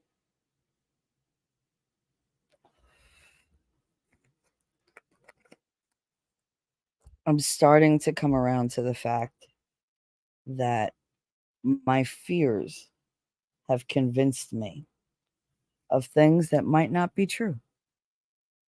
And that might sound simple to you, but that's huge for me. Monday's show is going to be about denial, I believe. Is it Monday's show or Wednesday's show? Either Monday or Wednesday is about denial. And, how it's not just a river in Egypt, though you could apparently get laid on it. No, it's not going to be about getting laid on the Nile. It is going to be about how we lie to ourselves to protect ourselves. T-Rex. Hi, honey. T-Rex says, hey, love. Hi, sweetie. How are you? T-Rex and Winning and Daisy and everybody in chat and who's been in and out and running around. You remind me that maybe it's not the love that I dreamed of, but apparently the love that I dreamed of is just pure fantasy. It's some Disney concocted bullshit that we're spoon-fed from the time we leave the womb until well into adulthood with princes and pumpkins and, all that kind of stuff. But there's no legion of little mice that are going to, help make my apartment look neater. It's just not. And I can tell you, if a mouse comes in here to help, if anybody sent like magical mice to my house to help, the cats have already eaten them. So you failed. Because nothing is where it's supposed to be. I keep trying to keep the clutter down, but my kids leave everything everywhere. If we get packages, I'm I'm in this little corner. My packages are stacked. The boxes are stacked within one another. I have my bag of garbage. I look at my kids and there's just it's like Christmas. There's open boxes everywhere. And I'm like, what the hell? Oh, yeah, no, I got this. And they leave. I'm like, no, come back. I'm not cleaning this up. You are. You know how I know that? Because if you don't, whatever came in that box is going to go down the chute. And that's going to go bye-bye. I don't care. My kids think it's weird that I'm like, I'll throw all your shit out. They're like, you paid for it. So I guess I paid for it. It's mine. I'll do with it the fuck I want. If I want to break an iPad over my knee, I'm gonna. I don't care. No skin off my nose, but I tell you, I ain't buying you another one. My son is learning that when you bitch and moan about me doing something that I did to be nice, don't worry about it. You'll never have to bitch and moan again. Because now that's your job. I ain't doing that for you. You don't like the way I do it? Do it yourself. How about that? I got loads of other things I need to do. Do it yourself. I've been doing that a lot more lately too, like telling, no, I'm not doing it. I'm not putting myself out for these people. I'm not going to put myself on the line for anybody. Like the people that have earned my loyalty and I've given my love and respect to, they're not going to stab me in the back. They're not going to make me regret my decisions. They're going to support me. They're going to maybe help me support them better. Like, because Gary said something the other night, and I remembered it yesterday. And he was talking about his wife, and I was like, what the fuck? I love very easily. But knowing how to love, that's a lot harder. Like, I know how to love as a mother. I know how to love as a teacher. I know how to love as a friend. And I know how to love as just basically the person you go to just to get some love and feel better and, like unload your whole soul burden. Whatever's holding you down, whatever's holding you back, you could talk to me about it. I might not have an answer, but I do have the ability to listen to you. I do have the ability to say, you know, it's going to get better. It's okay. It is. It's okay. And you'll believe me because it's true. You just needed somebody to tell that to you, somebody outside of yourself. Uh, what?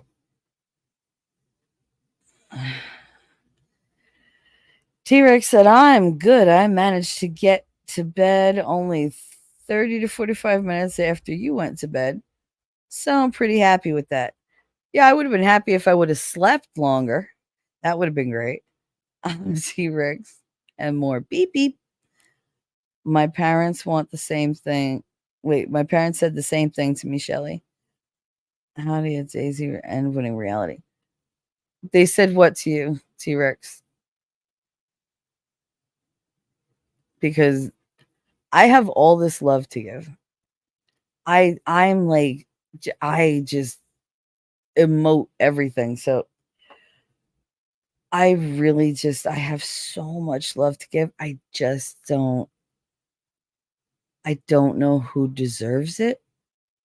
And I don't know how to give it in certain, you know, situations. But I'm trying.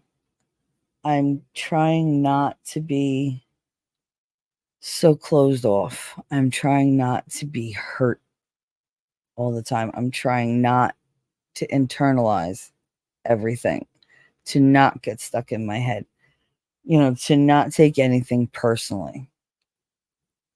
And I'm trying to talk more honestly about my feelings because there are times where I always play it tough. I play like the hard ass, the toughie. That's what my grandmother used to call me. Grandma called me a toughie. My mother called me a hard ass. And or hard headed. They were both used in equal measure. But, what held me back? What held me back from learning how to open my heart to somebody and to tell them, my heart is your heart. You're welcome in it anytime you want. Just coming over and bask in the love. I'm happy to just give it. That's different than it ever was before because I always thought about reciprocity. And it made me bitter toward people that I loved. And sometimes I think that's why we hurt the people we love. One, because we know they're not going anywhere, which that's a lie. Or two, because we know that we can tell them our fear and they come back and they give you their advice and their experience and you grow together and you learn together. You adapt together. But I had a point and I can't remember what it was. I'm literally reaching for the statement and it's just gone. I just think that we're afraid to lose people. So sometimes we convince ourselves that if we act 100% like our natural, selves, they're going to get bored or angry or frustrated or annoyed and leave. I have the worst abandonment issues of anyone I've ever met. I do, because everybody leaves. Everybody leaves, and I can hear it. I can hear when they check out. And as soon as they do, I'm gone. I'm absolutely gone. I get out first. Now, if I stayed, might it have been different? Maybe, but I wasn't going to take that chance. Now I feel like I can love without somebody pouring back the same amount. I can't tell someone I love them that doesn't treat me well. I can't and mean it. I won't do that anymore. I won't do the fake, okay, love you. Like, it bothers me that people just throw that around sometimes. And I'm like, bitch, you have no idea what is attached to those 3 little words. And you're going to throw that shit at me like it's nothing? You think you threw me a baseball, you threw me a wrecking ball. And strong as I am, I ain't catching that bitch.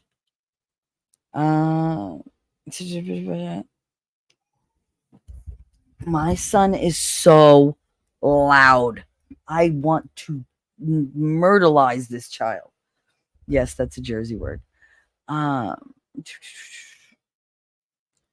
thing about I paid for it, I'll throw it in the garbage. Huh? Oh, the parents have, yeah. Well, I mean, like my kids threatened to call CPS one day because I wouldn't buy them something. And I was like, who are you calling? DYFS. They told us if you neglect us, if I neglect you, call DYFS. Go ahead. And then you take off all your clothes and go stand in the hallway, butt naked with nothing, not even shoes, because everything you own, I provide. You don't own shit. Okay. There's nothing you paid for. There's nothing you're entitled to. The only things I have to do are keep you alive, pretty much. All the other stuff is stuff I choose to do for you, to make you better, to make you happier. You ungrateful fucks. Like, because that's what it used to drive me crazy. Because the schools would put this shit in their head. And they'd be like, your parents can't tell you no. Who? Who can't tell their kids no? I'll tell you no. I don't give a shit. You want to like fight? Let's fight, because I will fight till my last breath for my children.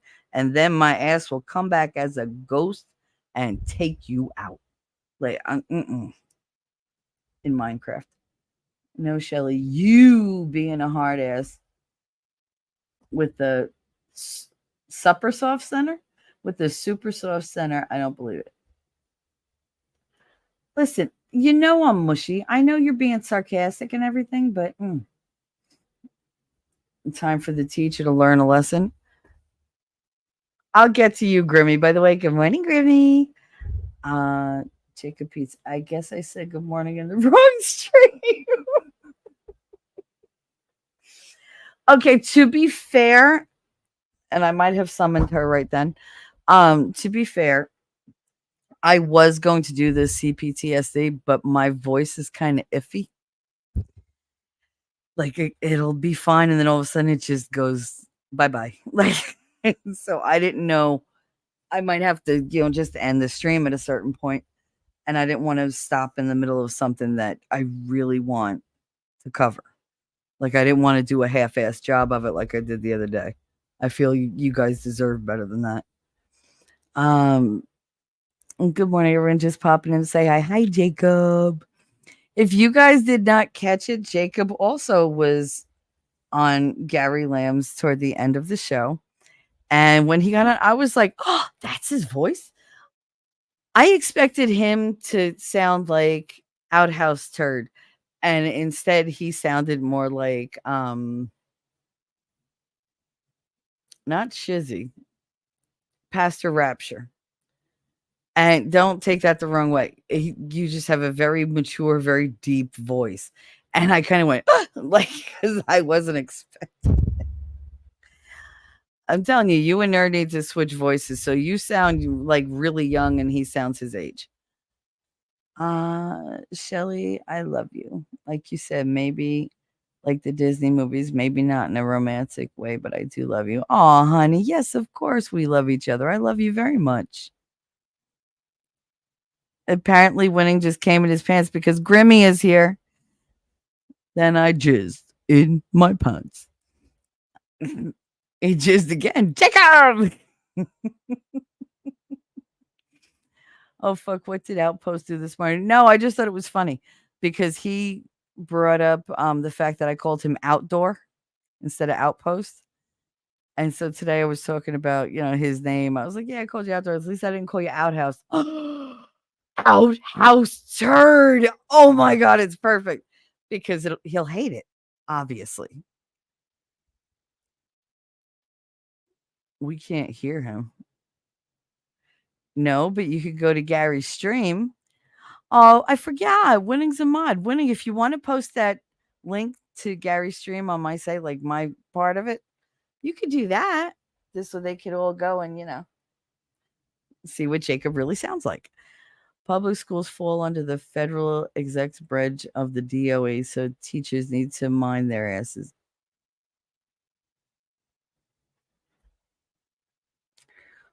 What does that have to do with anything, Grimmy? I don't get it. Teachers are government employees. Well, lucky I quit that job, isn't it? Teachers are government employees. Yeah, we have to do what we're told. That's why I couldn't stay. I got to see my doggos today. Oh, T-Rex, that's awesome. I wish I could, I don't know, play with some puppies. I'd love to play with some puppies. I think that's very therapeutic, you know? Not private school teachers. That's true. Unfortunately for the people who go to parochial school, which this is funny. So if you go to public school, which to the average person, is free because taxpayers pay for it through property taxes, and a whole bunch of other things, and they get federal funding, whatever. DFS. Oh, no, CPS or DIFUS. T-Rex. We call it DIFUS. Yeah. Department of Family Services. Oh yeah, they give them the full freaking thing. They're like, "Oh yeah, if you're call DIFUS, they'll come, they'll make sure you're well taken care of."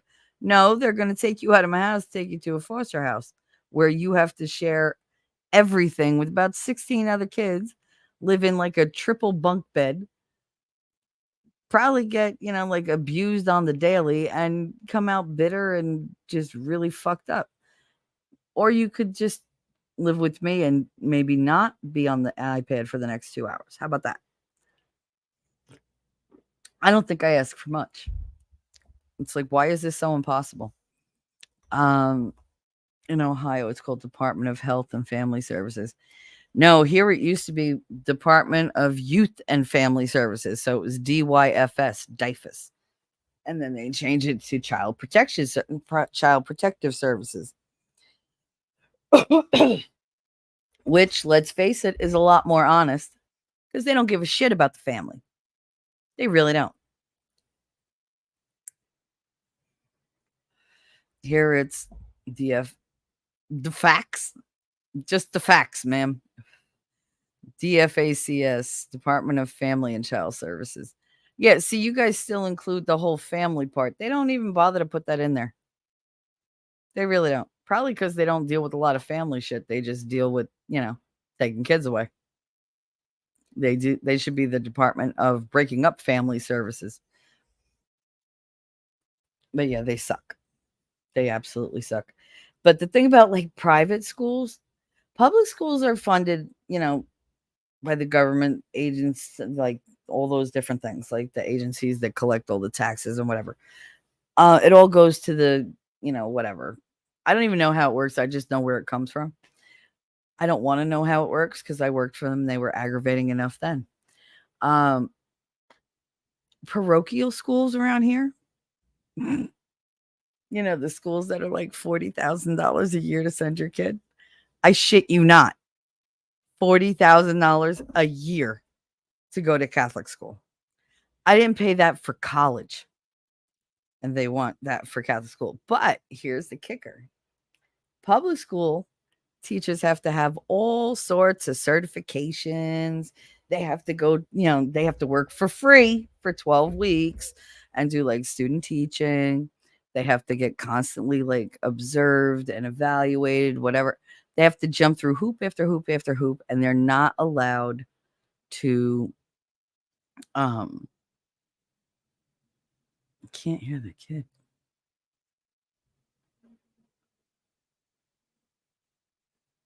You can't hear Jacob?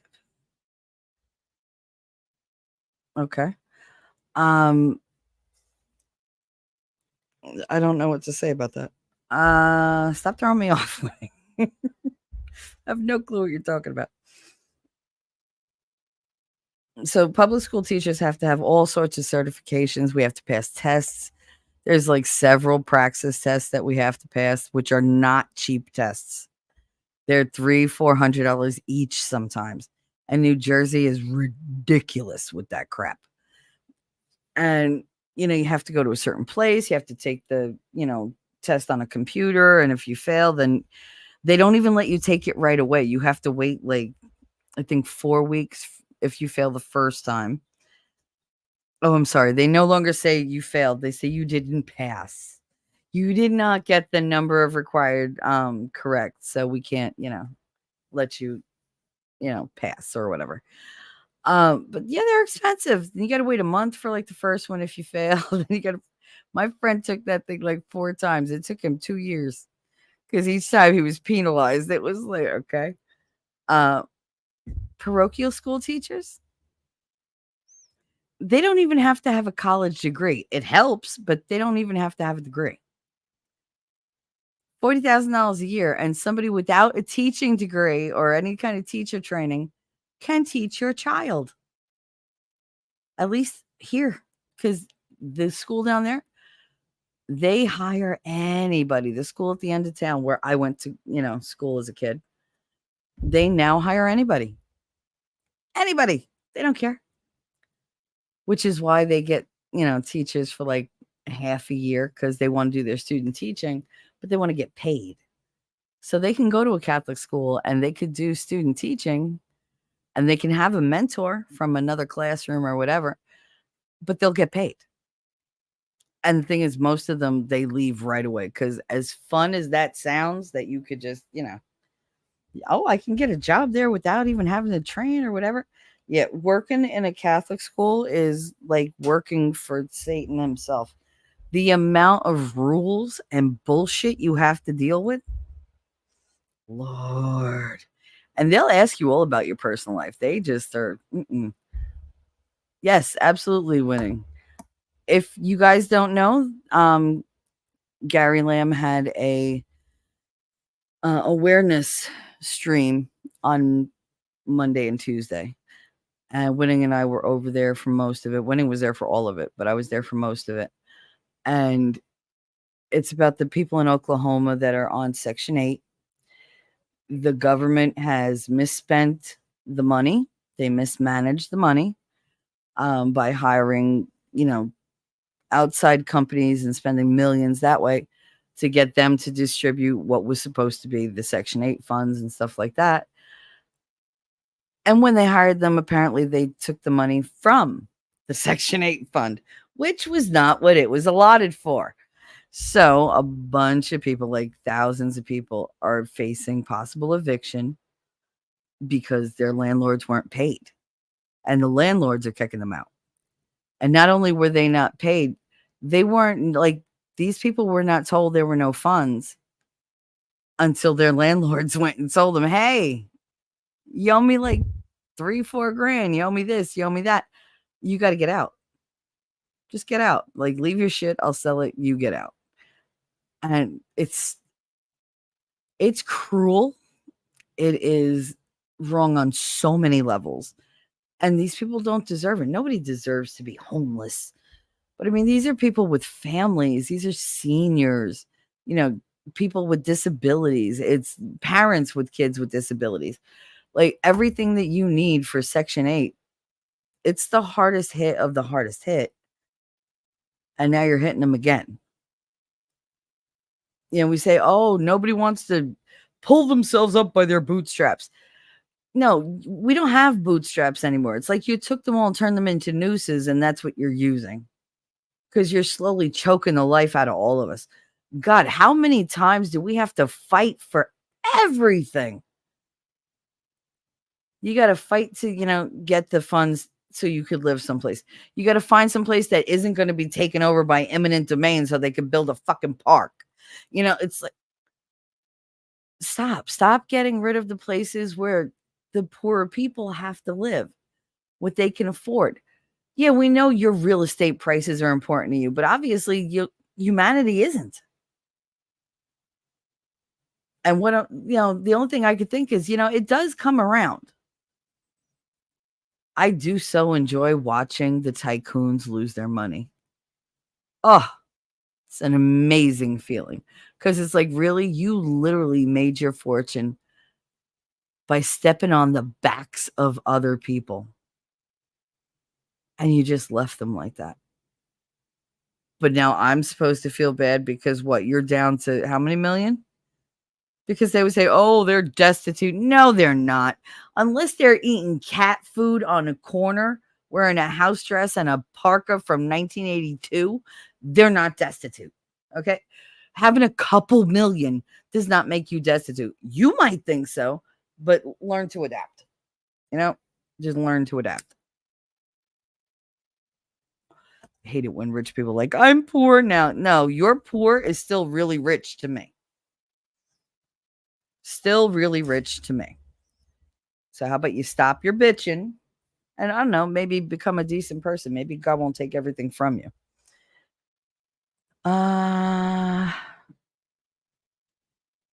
We can't hear the kid, not T-Rex. Winning, there's days where I can read your mind, and then there's days where you speak actual words, and I go, what? So, oh, God.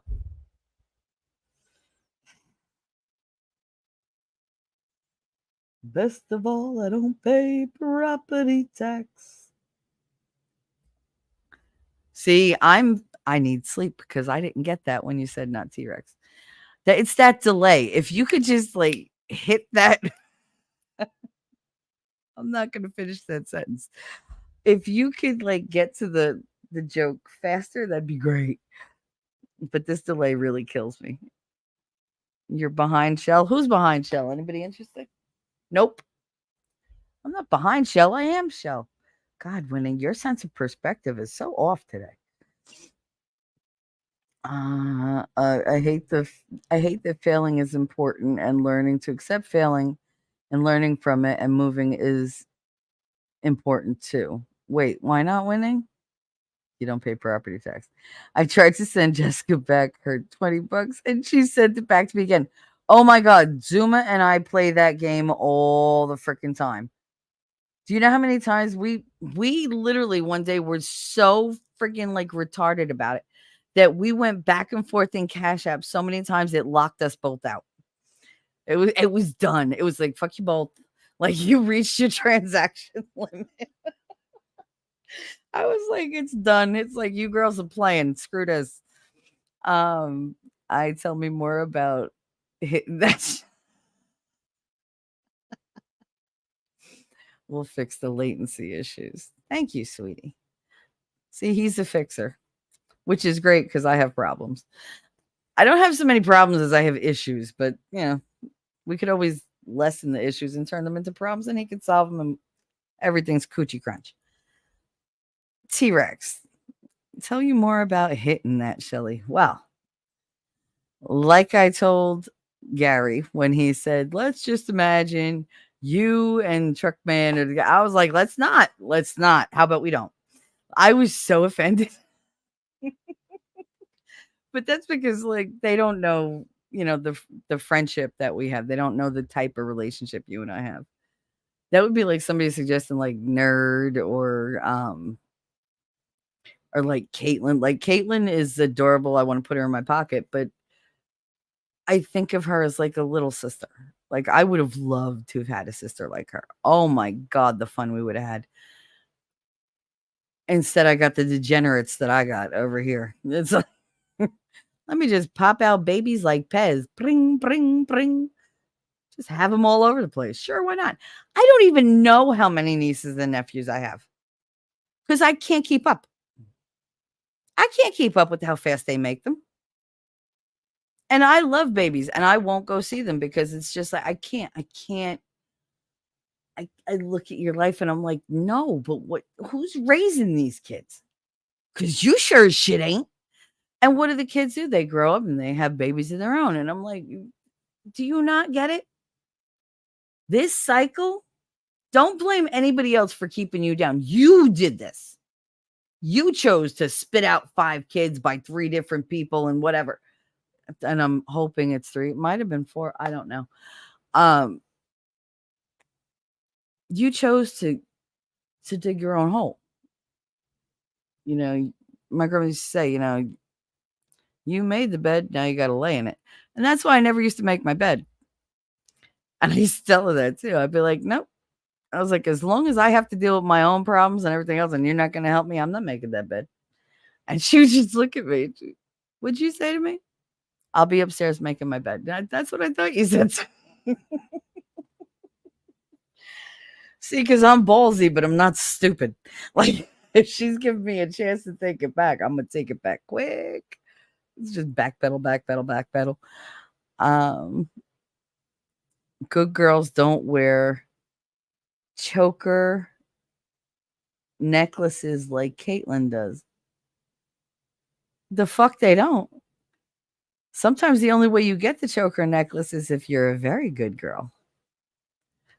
And I'm sure Caitlin is very, very well behaved. I'm certain of it. I should have done that. I'm going to have to get off soon. Not that way. I meant off the computer. Anyway, damn it. Shit. What was I saying about digging a hole? Because I'd really like to crawl into one right about now. That didn't come out right either. Good Lord. Stick a fork in me. I am done. I'm so done. How long have I been doing this? Little over 2 hours. Guys, there's something so wrong with me. I don't know why my head does that. I don't know why I automatically go to that place. I couldn't tell you. I could not explain my actions at all. Good girls go to heaven, bad girls make you feel like you're in heaven. That's not true. That's not true. They make you feel like you're in heaven. Bad girls do not do that. I hate to tell you. You'll know that you're going to hell with a bad girl. But it's not going to feel like heaven. It's going to feel like the sweetest torture you've ever had. That's not heaven. Good girls go to heaven. Bad girls go everywhere. And I'm both. Just depends on my mood. Anyway, we talked about fear. Fear holds you back. It does. But it helps to have people around you who support you, who believe in you. That's really important, especially to me, because I've never had people who believed in me. Like my family is very competitive. And so I'm very competitive, but I don't have a problem with somebody else winning. I don't have a problem with them being better. That just means I have to up my game. It's a challenge for me. I don't get bitter about it. I don't no, they took something from me. Like, I don't get like that. I don't care. If you want to compete with me, you're going to compete by yourself. I'm not competing with anybody. I'm going to do what I want to do and go where I want to go. I'm going to talk to who I want to talk to. I'm going to say what I want to say. And I'm going to just give whatever I want to whoever I want. And people could be as competitive or envious or jealous as they want to be. The people that matter to me aren't like that. The people in my life want good things for me. They want me to be happy. They want me to succeed. And what do I believe? I believe when one of us succeeds, we all rise together. We celebrate each other, hoist each other up. Somebody once said that we act like crabs in a bucket. And they did it in like this really weird kind of like derogatory way. Have you ever seen crabs when they're in like a bucket in the boat? Because I did that on purpose once because I was way too young and didn't realize that crabs taste delicious and these are the ones that we like to eat. So I felt bad that my grandfather had captured all these poor little crabs. So I very, quietly moved the bushel because it was one of those, wooden slat bushels all the way to the end of the boat. And I took the top off the crab bucket and they, sure enough, crawled over one another to get out. But see what they did, everybody focuses on that part. That's not all they do. Like the first one that got to the top was like the lookout. He's looking around like, okay, who's next? Signals to the others, somebody crawls up and over him. Now they hang on to one another. Did you know that? They will hook their little claws together once they're out of the bucket and form almost like a ladder or a bridge so everybody else can climb up, up, up, up, up, up, up, up. Everybody gets out. See, they only focus on they step on one another. Sometimes you have to boost a friend up. You have to take a hit sometimes so that the ultimate, goal is attainable for everybody. Like that's the whole, premise behind, all right, I'll take one for the team. Sometimes you have to make the sacrifice. And the sacrifice is, okay, you just step on my shoulder so I can hoist you up. Yeah, people will think that you're using me, but I know when you get up there, you're going to put your hand out and pull me up with you. And then they one by one just, and then they're all in the water. They don't leave anybody behind. They clasp their little, claws together and that guy clasps on. And as the weight of them being connected kind of pulls them over the side. My grandfather turned around as that last crab was like, fuck you. And right over the side, splash. What did you do? I let it go. You let them go? I spent all day. Yeah, but they were going to die. We were going to eat them. I don't want them to die though. But you wanted to eat them. Yeah, but I don't want them to die. Okay, Michelle. I remember that fucking conversation. He was like, listen, everything has a purpose. Crab's purpose in life is to make us happy when we eat them.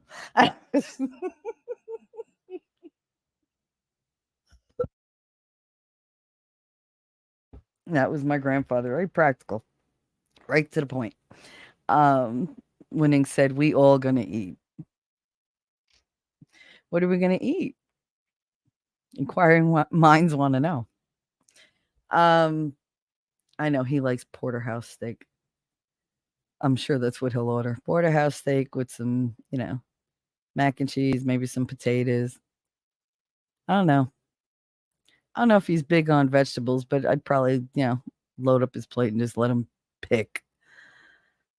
I know what I want to eat. How is Paisley, by the way? Just wondering. The other inquiring minds want to know. Here's where the fuck you, Shelly, comes through. I'm sorry, my caffeine is kicking in. I get a little,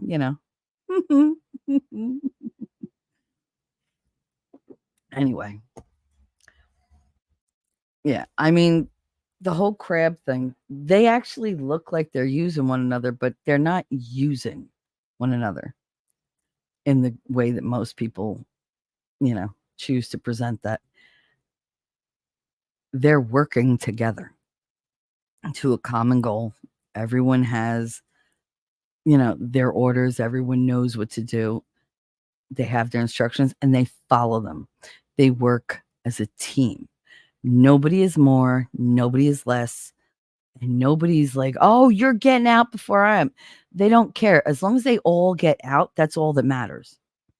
It's all that matters. That's how they work together. Portuguese or prime rib, I heard she was taking it easy. Oh, Portuguese or prime rib. It says porterhouse. God damn it. I can't read. Oh my God. No. What if that's contagious? I'm going to have to go buy Hooked on Phonics Works for me and give myself a refresher course in speech and reading. Porterhouse or prime rib? I heard she was taking it easy. Who was taking it easy? I forgot my own joke, damn it. Oh. Oh.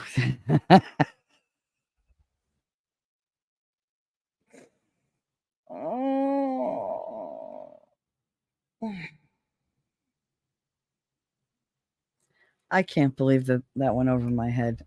I know. I need more sleep. Lady, after phone calls from everyone, even my mother, I'm finally caught up to life. I mean, this isn't like the most like invigorating stream because it's been a real fucked up week, lady. I'm not gonna lie. Like this week has kicked my ass, but it left me with a smile on my face, so it's okay. Man, give me both. I want all the meat in my mouth. Girl, you are preaching to the choir. Shit. There ain't nothing better than a really good, juicy piece of meat in my mouth. T-Rex.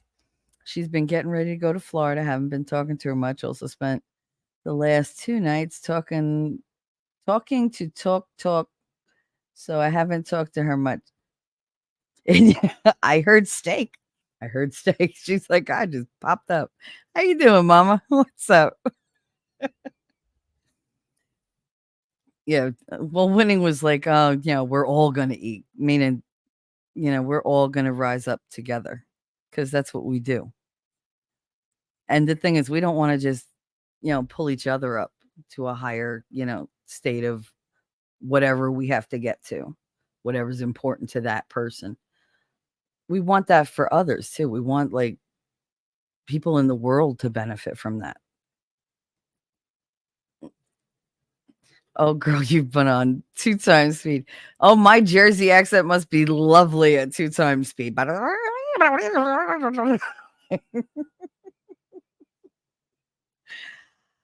Talking to y'all. Sniff, sniff. Did someone say steak? Jesus.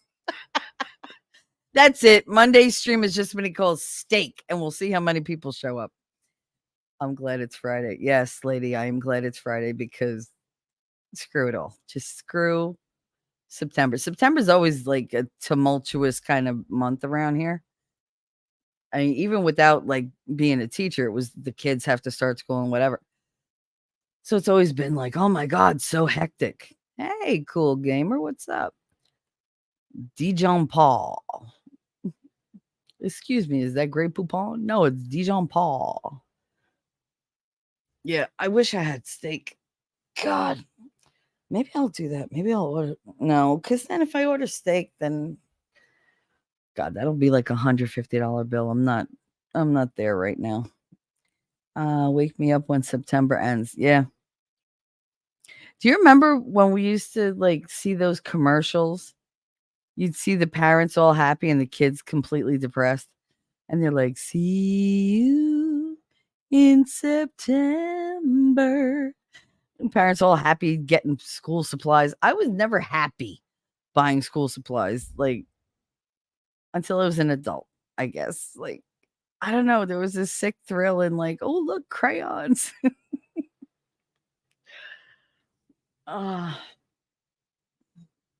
I just want, like, I put it on my underneath my avatar. Peace of mind is everything. Because other than love, I would really like for people to bring me peace. And once again, much like with love, if I can't do that for myself, nobody else is going to be able to do it for me. People can bring me peaceful feelings. God, he ruined that song. But I can have that peaceful feeling, but peace of mind is different. There are very few people who can make my brain just go, okay, we're just going to focus on this. Oh, this is a happy place. I like this. And I'll be damned. I will fight tooth and nail to keep that if I have to. But for now, I'm willing to let just everything just be. I don't want fights. I don't want drama. I don't want intrigue. I really want the most boring existence imaginable so that whatever excitement there is in it, I get to decide. Like, it could be something I enjoy. I would love to enjoy the excitement. But now it's just like every time my adrenaline spikes, it's like, oh shit. Because it's all just crap. People are crap. Why? I want to like just get them and shake them and go, oh my God, who broke you? Like, where did they break you so I can fix you? Hurry up. But what I've learned is I can't fix anybody. I can give you the tools to fix yourself.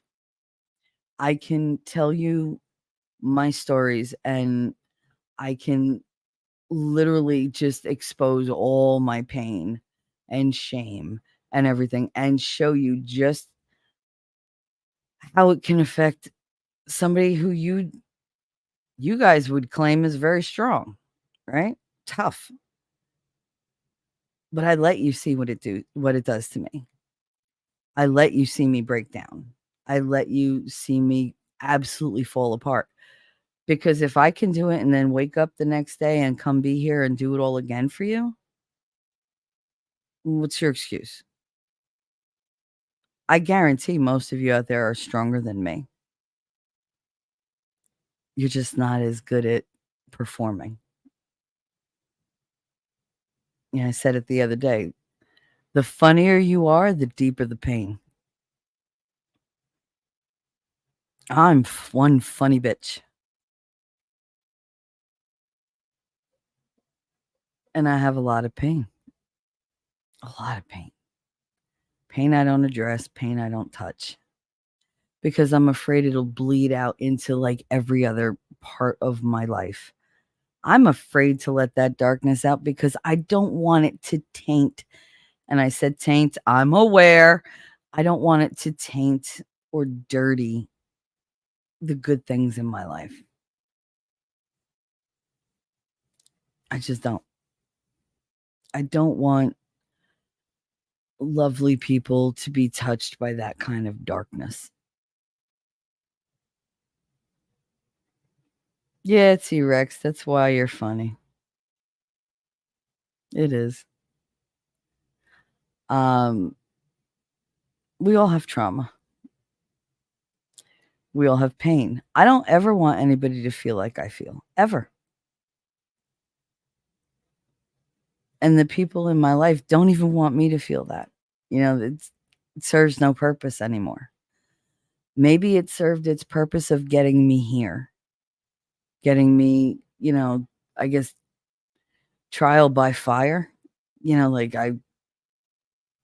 I'm a seasoned warrior when it comes to this shit. I will fight for everyone I love. Everyone. I will fight for the underdog. I will fight for the unfairly, treated. I will fight for the weaker of the two. I never fought for me. I fought to be here, but I let a lot of things make me mean and cold, because when you turn off your feelings, you turn off the love too. I don't like that version of me. I don't like being that person. I'm the one that, if I'm sitting on a couch and you come into the room, I want you to feel like you could walk over, just like give me a hug and like lean on me, and I'll just, okay, like it's okay. Like we'll just watch TV like that. I never want to be the person who's like impossible to be around. It ain't fair. It ain't fair. Go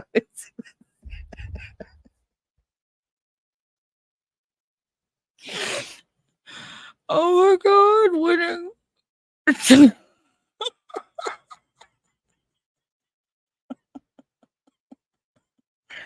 And you said, "Hi, winning." Shelly said, "Taint," and she taint.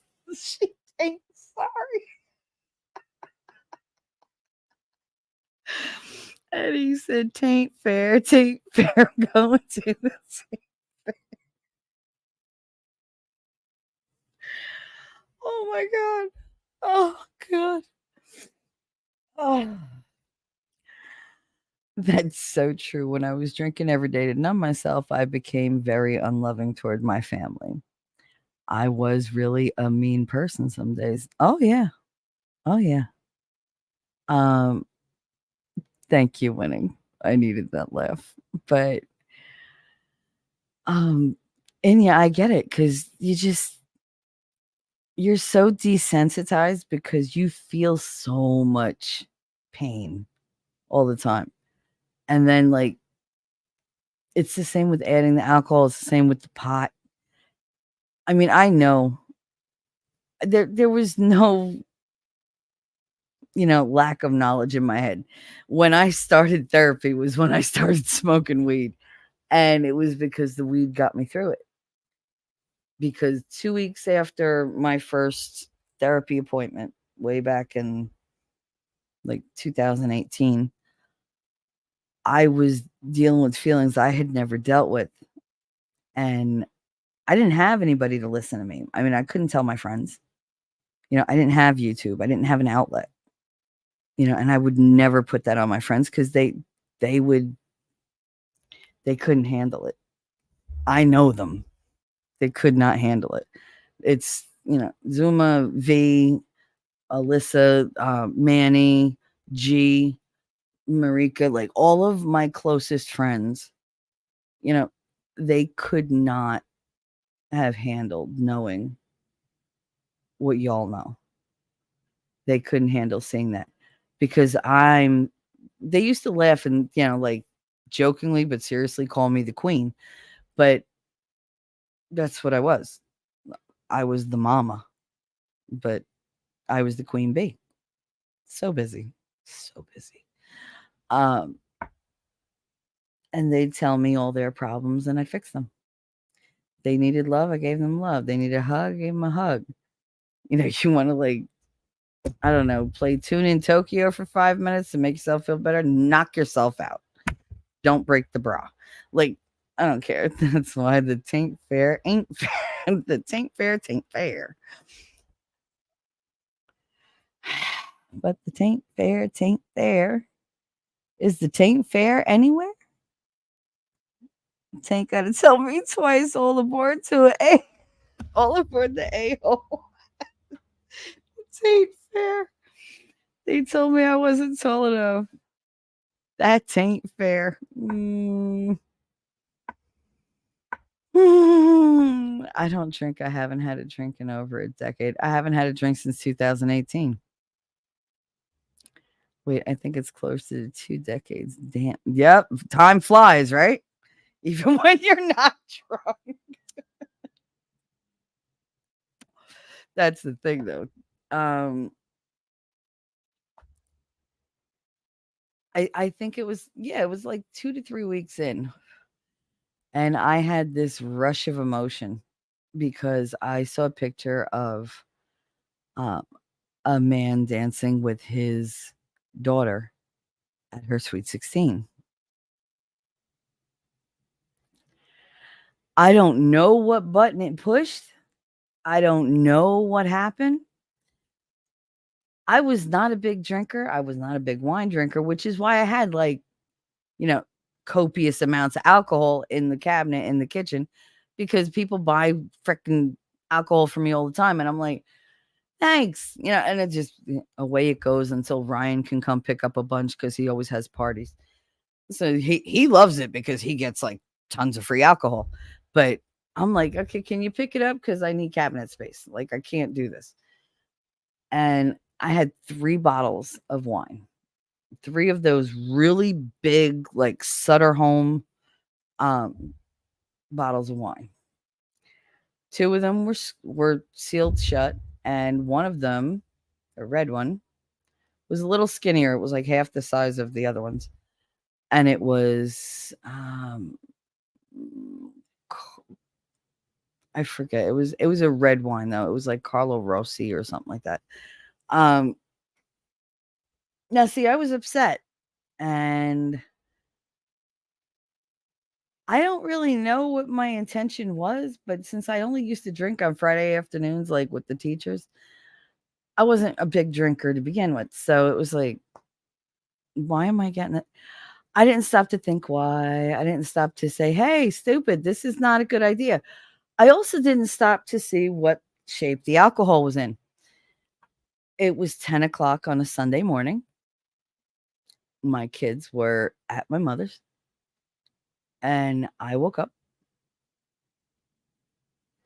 and I was like, I want the wine, because I had all these things coming rushing at me. As soon as I saw that picture in Facebook, I was like, I wonder if I have wine.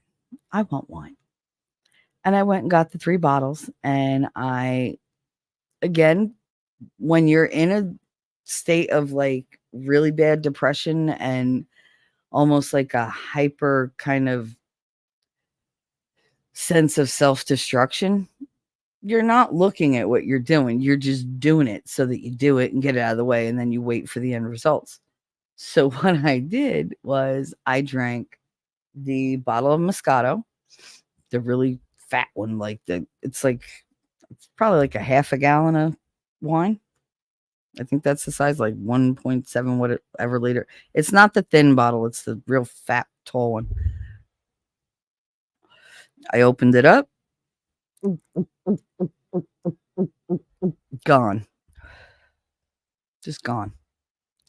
I downed that entire bottle in probably about 10 minutes.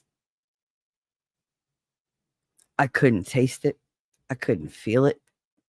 Nothing. I said, well, that didn't work. So I took the red and I popped that open. Hey, Suzanne. I popped that open. Glug, glug, glug, glug, glug. Ugh, it tasted terrible. Ugh. I was like, oh God, I hate red wine. Red wine gives me lockjaw. I didn't want it. I drank it, but I didn't want it. I drained that glass and I was like, huh. It stained the bottle. I've never seen that. Yeah, it stained the bottle because the wine had turned. And I didn't notice when I drank it. I just noticed it tasted like shit, but I couldn't have told you, that there was something wrong with it. And then I took the 3rd bottle. In about a half an hour, I drank 3 bottles of wine. Probably about a gallon. And it didn't take me long to be very, very, very, very, very drunk. And I had called my friend Alyssa when I had finished the 1st bottle, who lives across the street, who I have run over there many, many times at 3 o'clock in the morning, 2 o'clock in the morning. I have sat with her. She has cried. She has tried to, off herself so many times. I've run over there, dealt with her damn pit bull, dealt with her parents, whatever. She would call me at all hours. Didn't matter that I had to go to work. Didn't matter that I had things to do. Didn't matter that I had kids. And I would run over there. My days of running to somebody are long gone. Like, you want to talk on the phone? Yeah, I'll talk to you on the phone, but I'm not leaving my house. I'm not leaving my kids. I'm not leaving my life so that I could possibly die on my way to save your stupid ass who pulls this every goddamn week. So it's like, no, like I hate to be that person, but I've been taken advantage of way too much in the past to ever let somebody do that again. And I called her and I said, listen, I'm in a very bad place and I don't ask for help. So me calling her saying this was like a huge, huge thing. And I called her and I said, I need you to come over. And she was like, for what? I said, please get here before I do something really stupid. I can't control I just need you to come here. And she said, I'm tired, and hung up. She hung up. I looked at the phone. I was like, this bitch. Okay. And I hung up.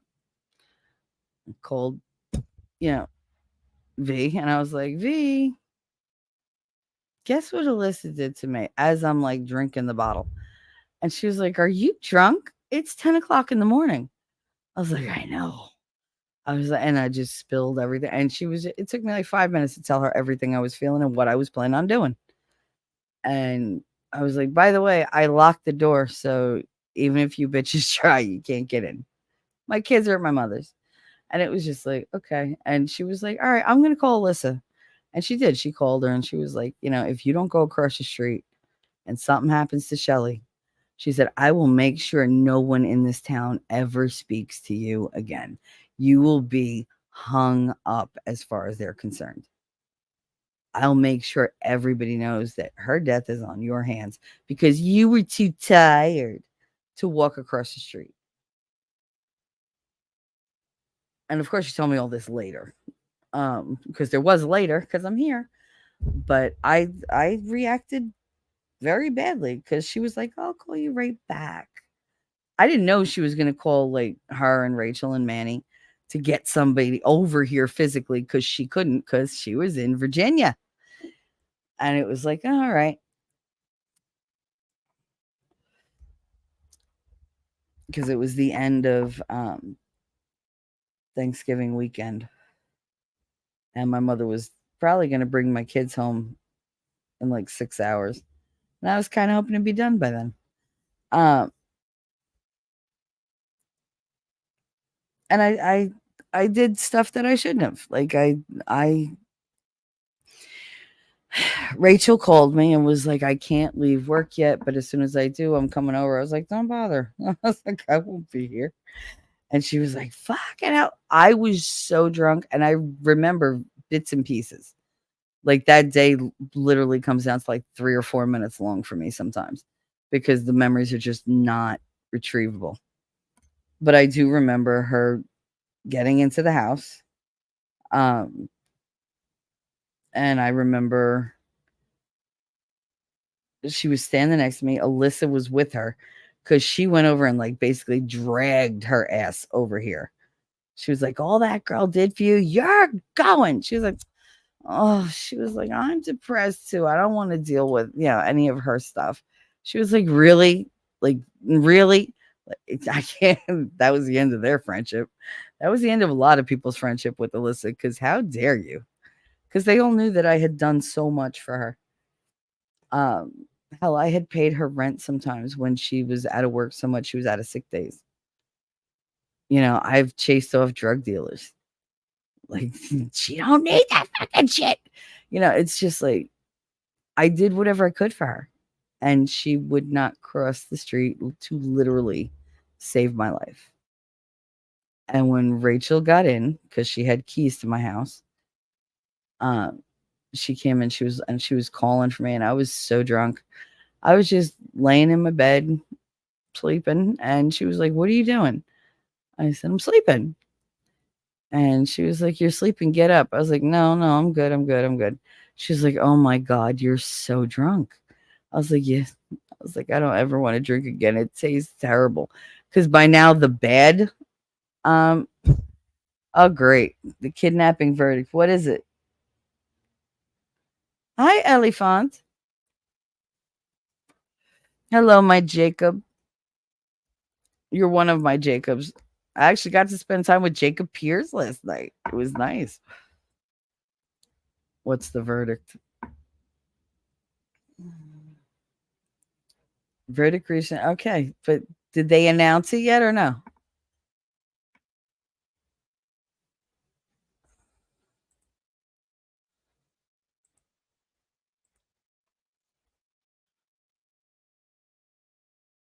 One sec, guys. I know I'm being quiet. Da-da-da-da-da-da. I'm not seeing anything.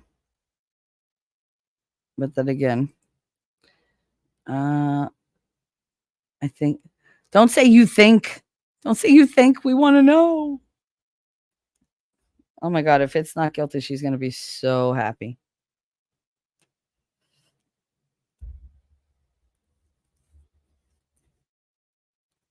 Anyway, long story short, I slashed the shit out of my arms and my stomach. So when Rachel came, there was blood everywhere. She got me up. We put Neosporin and butterfly bandages on everything, and we cleaned up the room. She smacked me once, which I was like, all right, that's fair. I threw up a whole bunch because the wine had turned, and I went to bed. And I haven't drank since because just the thought of drinking alcohol right now makes me want to bleh. So that was that. What? What the fuck, Shelly? I'm talking about when I started therapy, that it was a lot.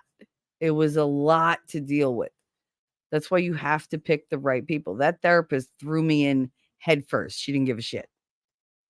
So I need to take that one. What would be awesome? Yep, it sure would be. My therapist now isn't like that. She's not like, oh, you have to plow through it.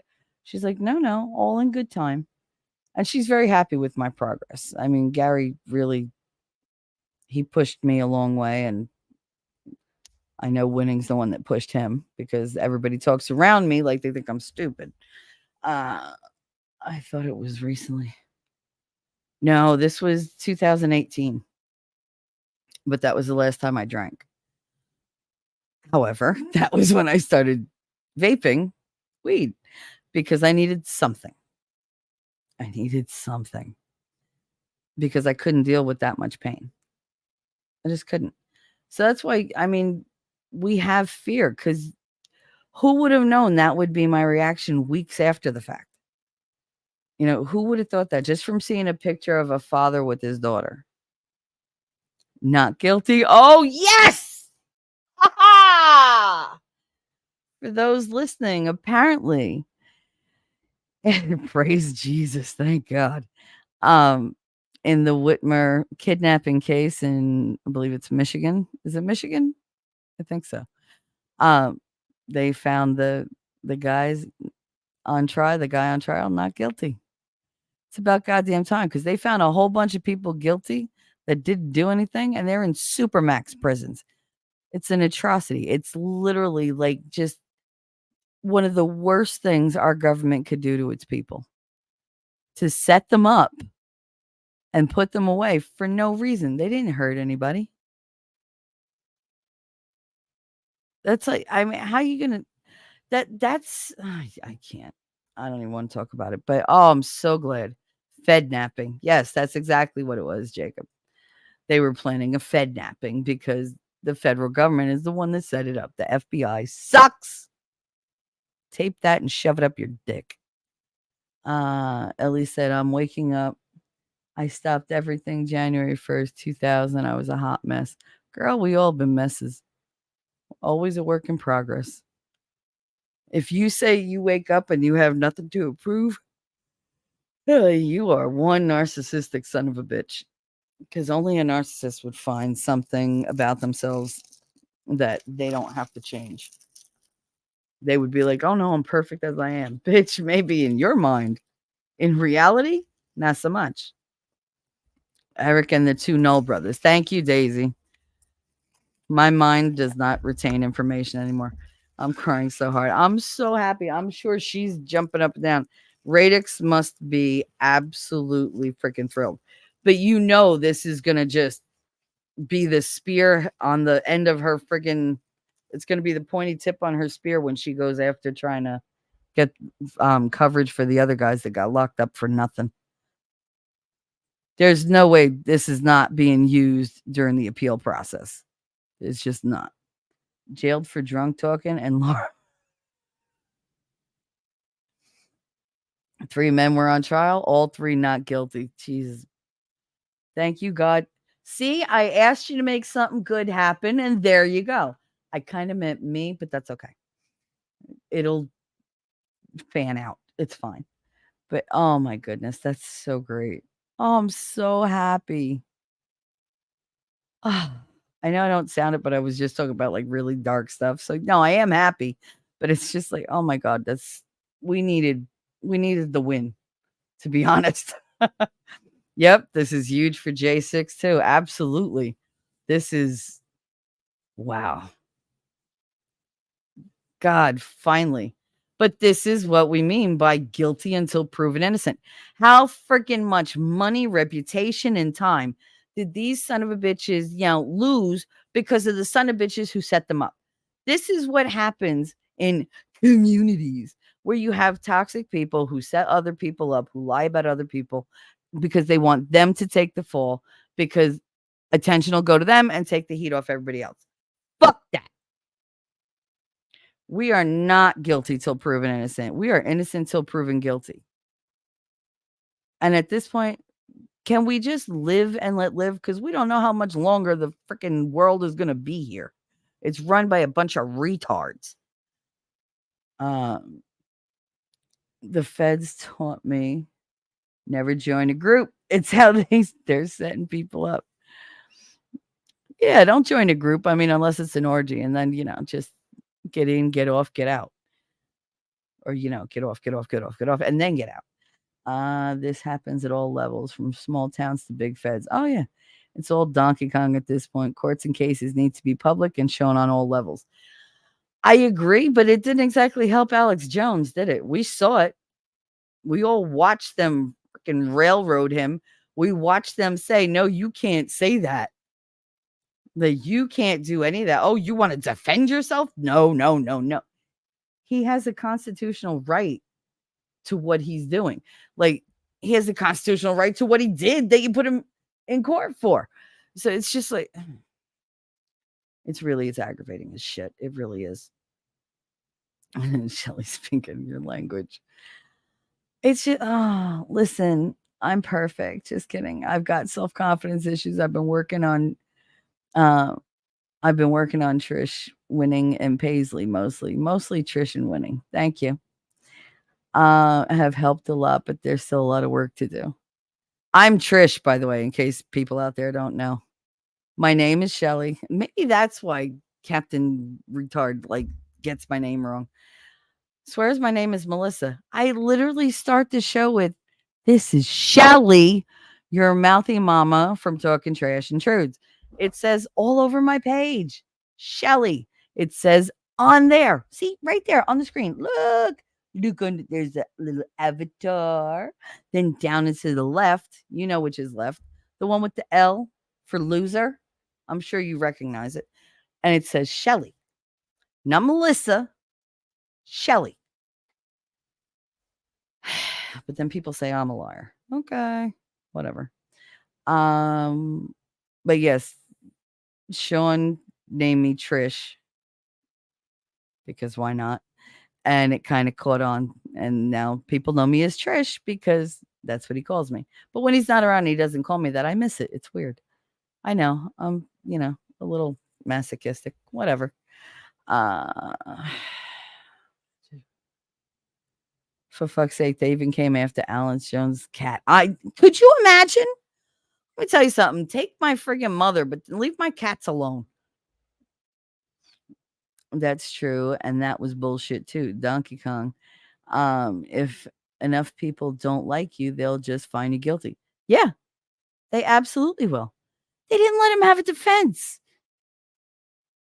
How could he not present information? And then they're like, "Oh, well, you said that. Okay, run it." Never. Did you ever see the tape where he said what they said he said? Oh, that's not necessary. No, fucker, it's necessary. Roll the clip. Shit, pics or it didn't happen. That's my fucking philosophy. I hate when people do that shit. Oh, I don't have to show you receipts. I don't have to justify. No, no, no. You're accusing me of something. Bitch, you got to justify.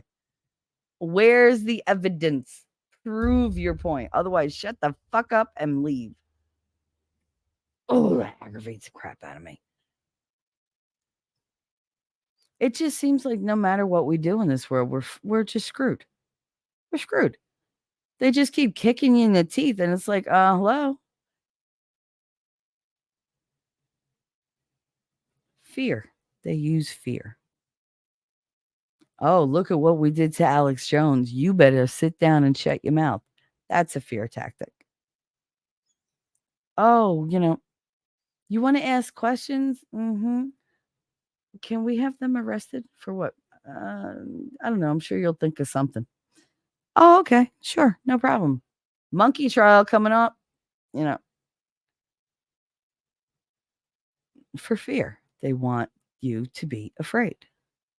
They want you to be afraid of, you know, murder hornets, of, you know, invisible things in the air that will kill you.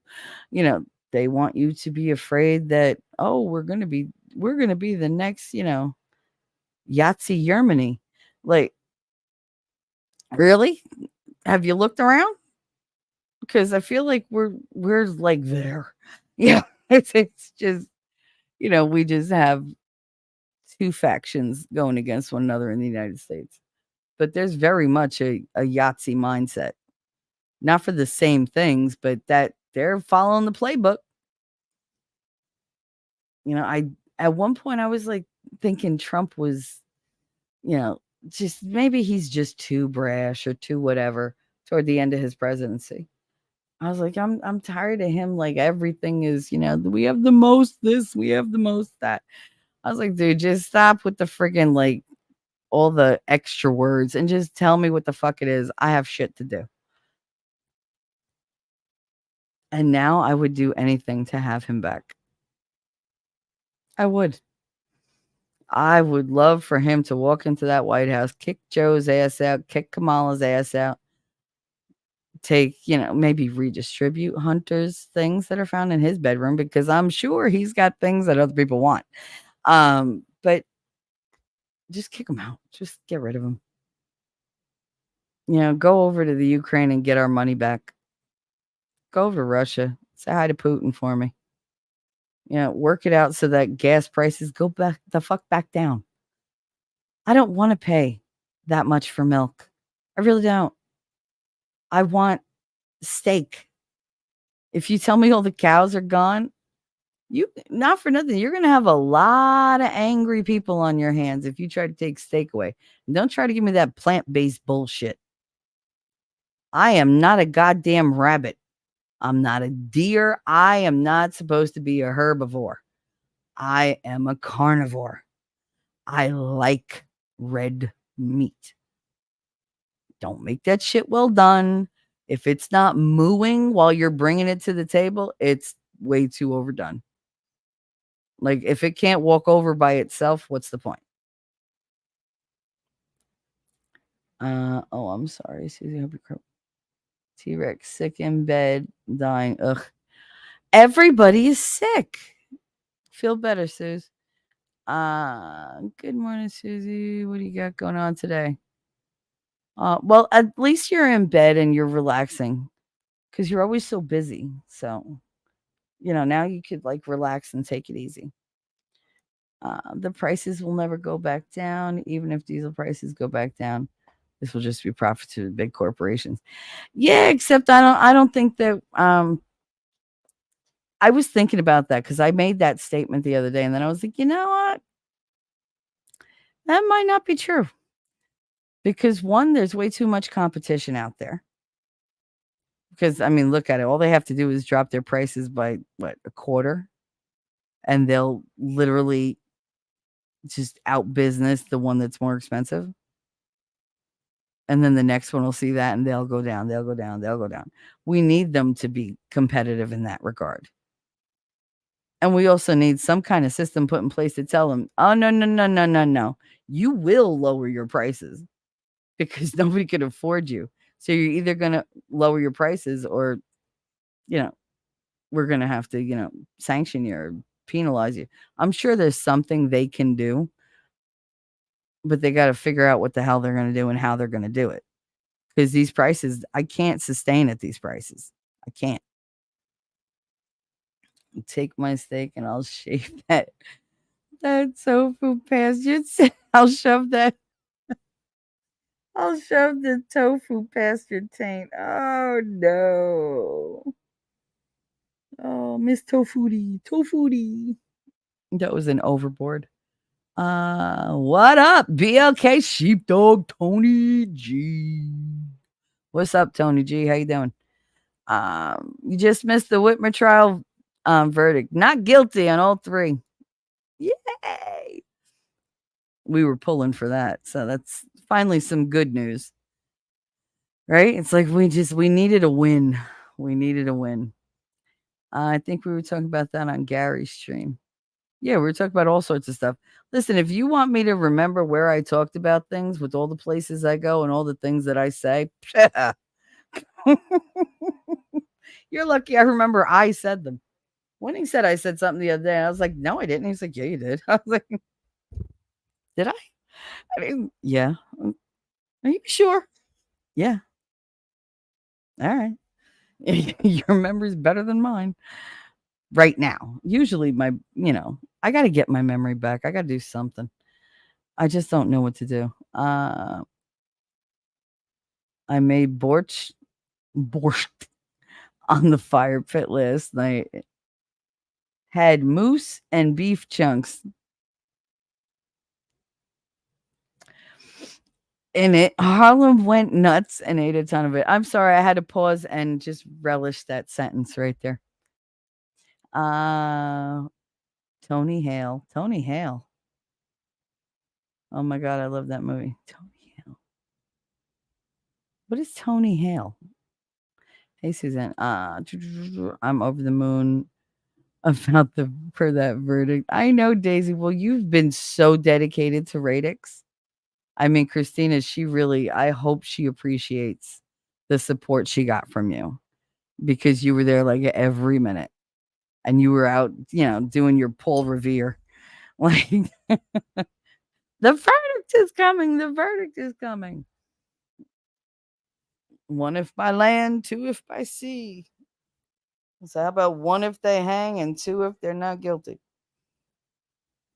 So, I guess hang two lanterns, Daisy. Don't tell Jessica Loaded you're a moose.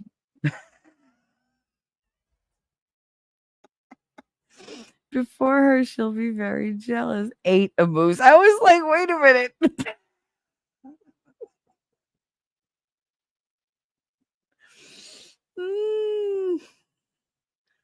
Oh, hail Tony. Hail you. You haven't impressed me that much for me to hail you. I was like, hi. At least I said the whole name. What we call it? Yeah. T-Rex. I really enjoy your typos. I really do. I cannot tell you how funny I find them.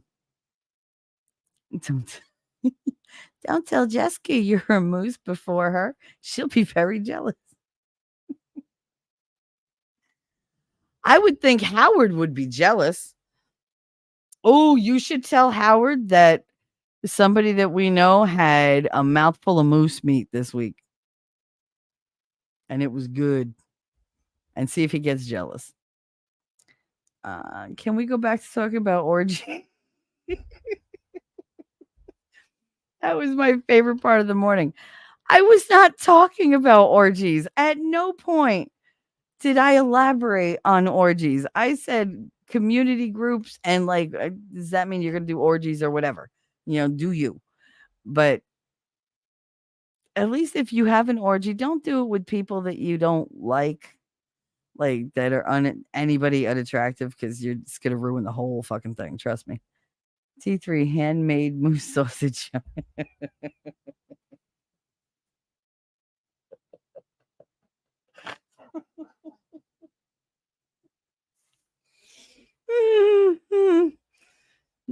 Nope, not biting. Sucking maybe, but biting no. But we can talk about orgies. Why would you want to talk about orgies at 11:30 in the morning? I mean, do you need to find one? Do I have to make a phone call? I'm sure I could find one in whatever area you're at. Doesn't take much. Well, damn, I'm out. And yeah, threesomes. Oh my god. Okay, so like guys are always like, "Oh, I would love to have a threesome." You need to be more specific with your girls, let me tell you, because I had many, many girlfriends, like not like, my girlfriend, boyfriend, whatever. I had many female friends who would come to me and say, "Oh, my boyfriend wants to have a threesome." And I'm like, "Yeah." And they're like, I never thought, trust me, they all do. She's like, "But I don't really know how to go about it." I was like, "Well, he'll probably set it up." She's like, "No, he told me that I get to pick who comes home and like, he wants me to surprise him." I was like, "He wants you to surprise him with somebody to have a threesome for him." Yeah. What did he tell you he wants them to look like? And she's a redhead. He was like, he wants a brunette who's like her height and like a slight build. And I was like, but now he's an ass man. So he was like, make sure that, the ass is perfect. I don't care about anything else. I said, did he happen to specify, you know, male or female? She was like, and she was very like, not, I don't want to say she was square, but she was kind of naive in a weird kind of way. Like she was hoey, but only like hoey with him, which was fine. But she dressed the way he wanted her to dress, which was very like skin on display because that was his trophy, and very Guido guy, and he's very butch, like, with the slick back hair and the steroid biceps. And, he was always, what's the matter with me? He was a cop. But anyway, he's still a cop. And I really hope someday he hears this. So she went and, with my help, she found somebody and she brought them home. And he was not happy when he found her in the bed waiting for him with a dude. And hey, he didn't specify. I found a brunette, her height, slim build, great ass.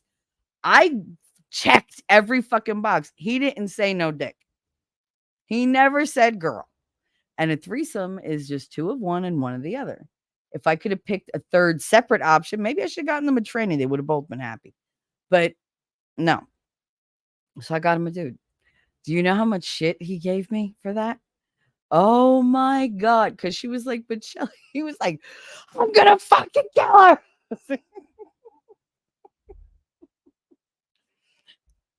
It was so funny, but oh my god, I mean, I was young. I was like, what, like maybe 27 when I did that. And it was, oh my god, it was so funny because he did not see that coming. And I told him, next time you send your fucking girl to me to find you another fuck buddy, be specific. And he was just like, can't believe you thought I was gonna do it with a dude. I was like, oh, you didn't? Because he's the one that came and told me. Like he left and came right to my house. I was like, because I lived across the street when I had the condo, and he was in Church Towers, where my mother lives. And it was just, it was just me and Katie and my husband, and he was livid.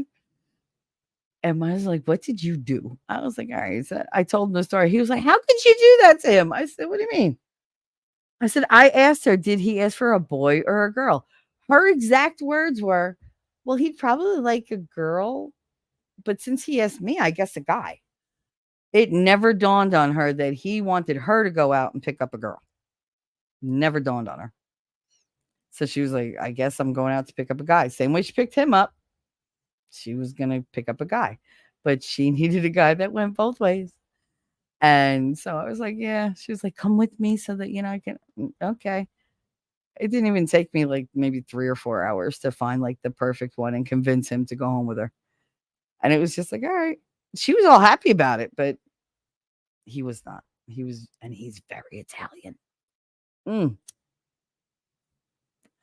very Italian. He does not like the thought of another dick in his bed. He was. Now, for my husband, I knew what he wanted. I knew who he wanted. So I just, started talking to her. And within a couple hours, she was like, yeah, come to Oregon. We'll have a great time. I was like, you realize we're coming there to fuck. And she was like, yeah, this is not a relationship. No, I know. And you don't do anything I don't tell you to do. She's like, yes, ma'am. She was a submissive. Good Lord, was she submissive. She came with the collar and everything. I was like, I am not fucking somebody on a leash. That's not my style. You want somebody like that, go find one of those fucking weirdos. Take the leash off. And she was like, but I like it. I don't care. I told you to do something. Now, are you going to do it or are you going to leave? Yes, ma'am. Thank you. And after that, she just did whatever I told her. But I mean, I never inflict like punishment that hurts. But it was like, okay, you're either going to take that shit off because it makes me very uncomfortable. You can get the fuck out. She decided to stay. And we had a good time. It was a lot of work for me, but whatever. What happened? Geez, I missed a lot. What the hell? And you said, well, damn, I'm out. Damn it. Now I'm uninvited to the orgies. Don't have ugly people there, T3.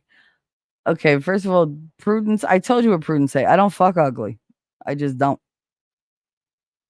And most people, unfortunately, I do fuck people that are ugly on the inside. So I've tried to stop doing that. Yes, make the phone call.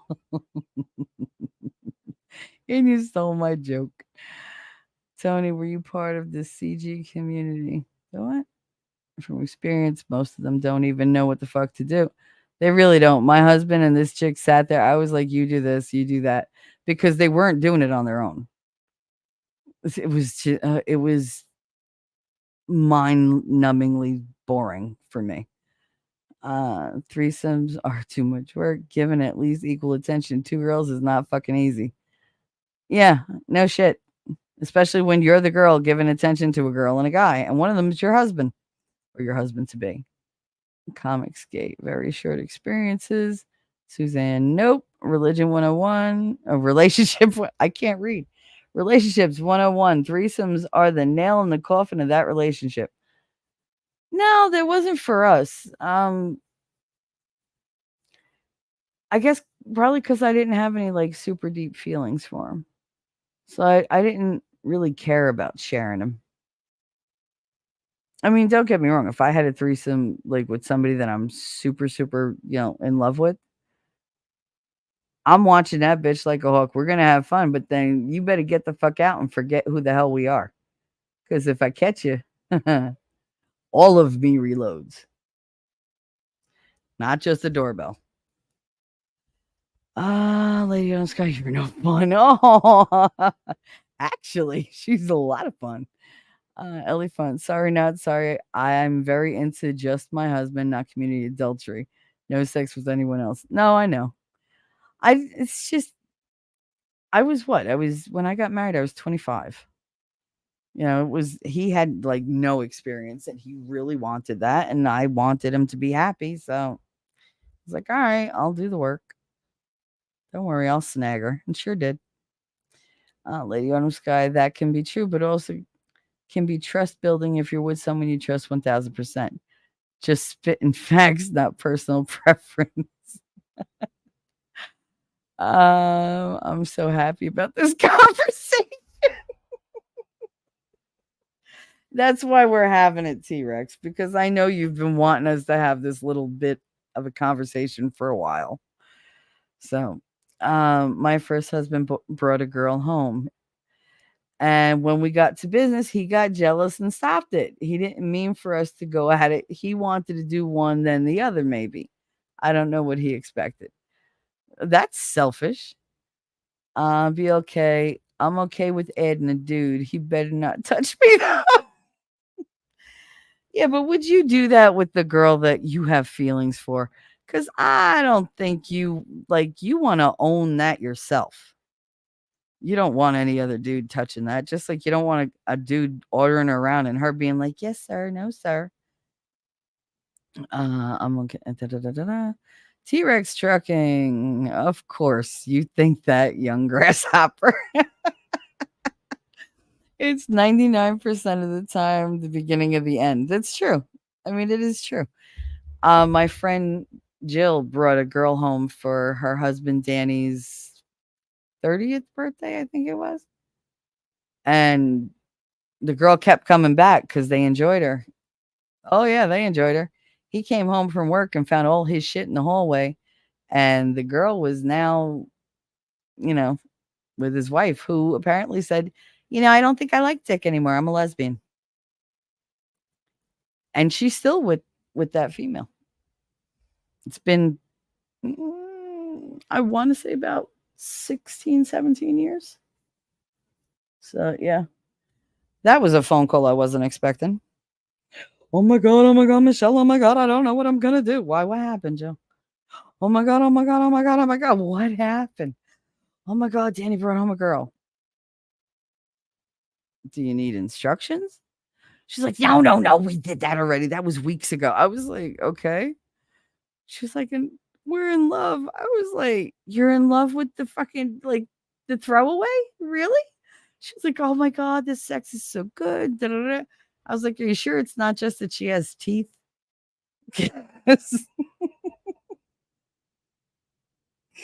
Oh, I'm going to hell, God. I know, I know, I know. But yeah, he had no front teeth.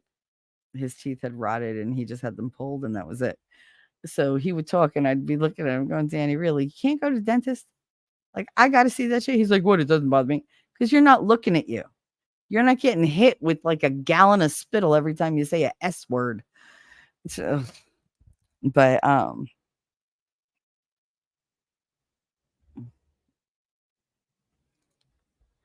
wait 1 second.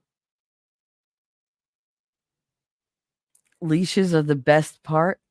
No, the best part is the orgasm. That's the best part. The leashes are not. T-Rex. I don't know if you know what you wrote, T-Rex. Shelly, you've got to get better. Imagine you and Jessica. That's where I stopped. Wing Manning for me. Yes, we could be your wing women, but for me, it's be great. Are you drunk? Or are you driving? Because if you're just doing voice to text because you're driving, that's acceptable. I wish I had Twitter so I could read Radix posts. I do know her link. It's called at Not Radix. What do you mean you want to read her post? I'm pretty sure I can pull her up on Twitter. I follow her.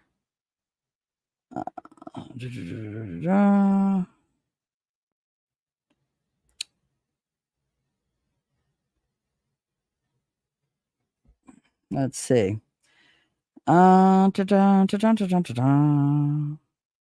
Let's see her post.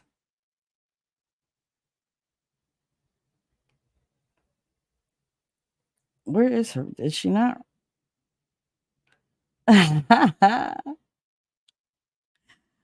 She wrote 10 minutes ago, my guys are free, baby. FBI rebuked. Oh, she's outside smiling. They're just like, but she's so happy. FBI losers packing up and going home. Let's hope they leave your stream alone. Oh, I didn't mean to rhyme. Sorry, guys. Let's see if we find anything else. Somebody wrote that she reposted. God is good. I'm so happy for these men and their families. Now I pray it's time for all the other men to get their day to come home. They've been sitting in prison for way too long over corruption and lies. Hashtag free our men. Absolutely free our men. Absolutely. I am so tired of this crap.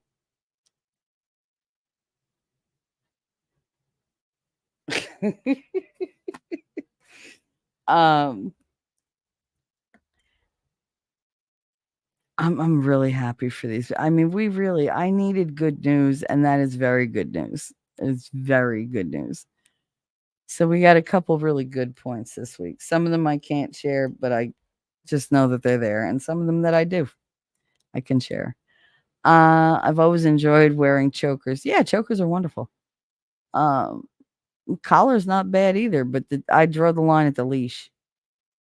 I just listen to y'all, to all of y'all's wilding sex stories. Oh, I have plenty of sex stories, but none of them are recent. I mean, I did everything when I was young and stupid, like I was supposed to. When things bent in certain ways that they don't bend anymore. I should have pimped him out. I should have. Yeah, I guess I should have pimped him out, but nah. I'm too greedy to share, I guess. I'm greedy, but I just don't trust other females with my man. I wouldn't trust my mother with my man. I don't mind sharing, but it's all about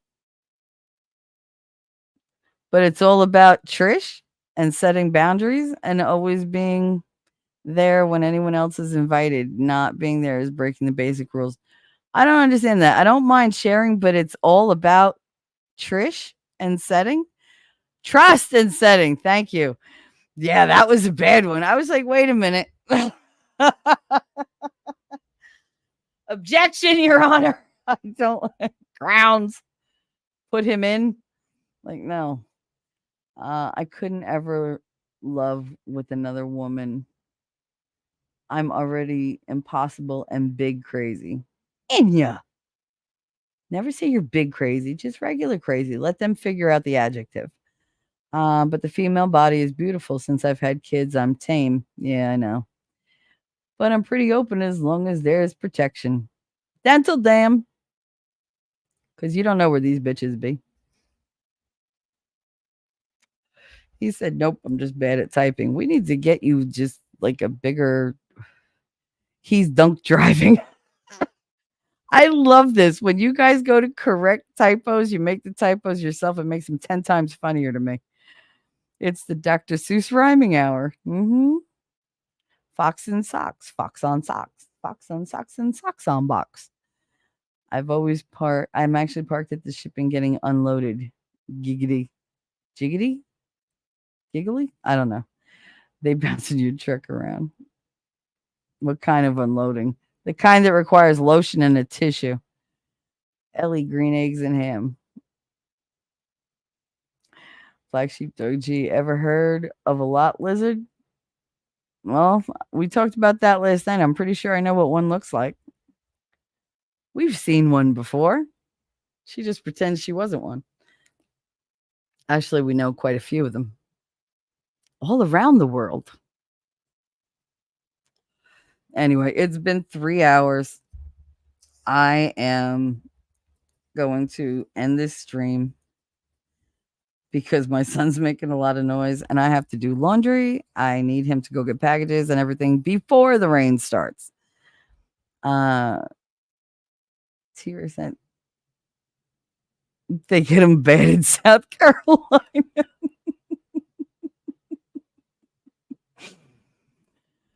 Got a lot of lot lizards down there, huh? Oh, I'm not moving to that state. I hear that they all have, mighty fine diseases. Anyway, I love you guys. I really hope you all have a wonderful weekend. I don't know what's going on tonight. Keep an eye out because you never know. We're likely to pop up in the weirdest of places. I know Waifu has a stream going tonight. Jessica's going to be on it. Howard and 2 other dudes. I might be by there, might go by Shenigram, might do a stream. I don't know. Sorry, T3. I'm in and out of consciousness. Fever's taking me out. Yeah, no problem, baby. Just make sure you take care of yourself and you rest. That's all you can do is just take your meds and rest. No, I was just teasing before about being busy. I was OTR for a year, 9, 10. What the hell is OTR? What's OTR? I was out. I have no idea what that means. But anyway, we've had a lot of good things go on this week. We've had a lot of drama this week, around the tubes or whatever. But we've been good. We've just been working hard for Gary. Winning posted the Gifts and Go link, and I believe he posted. Oh, on the record. I was on the record for a year, 10 years ago. Well, Oh, on the road.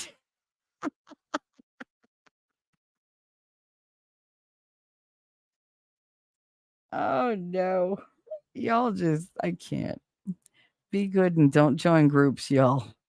The feds love that crap. And groups like community groups don't last. They don't. Because there's always somebody wanting to lead and other people wanting to kiss their ass, and then people see it and they leave, and then it's a whole big thing, and then the hyenas turn on each other and they attack the leader and everybody eats everybody else and they're all dead. So that's the way it goes. It's nature. Just wait for nature to take its course. Wait, is this a group? No, we are not a group. We are a gathering of individuals who celebrate their individuality with abandon.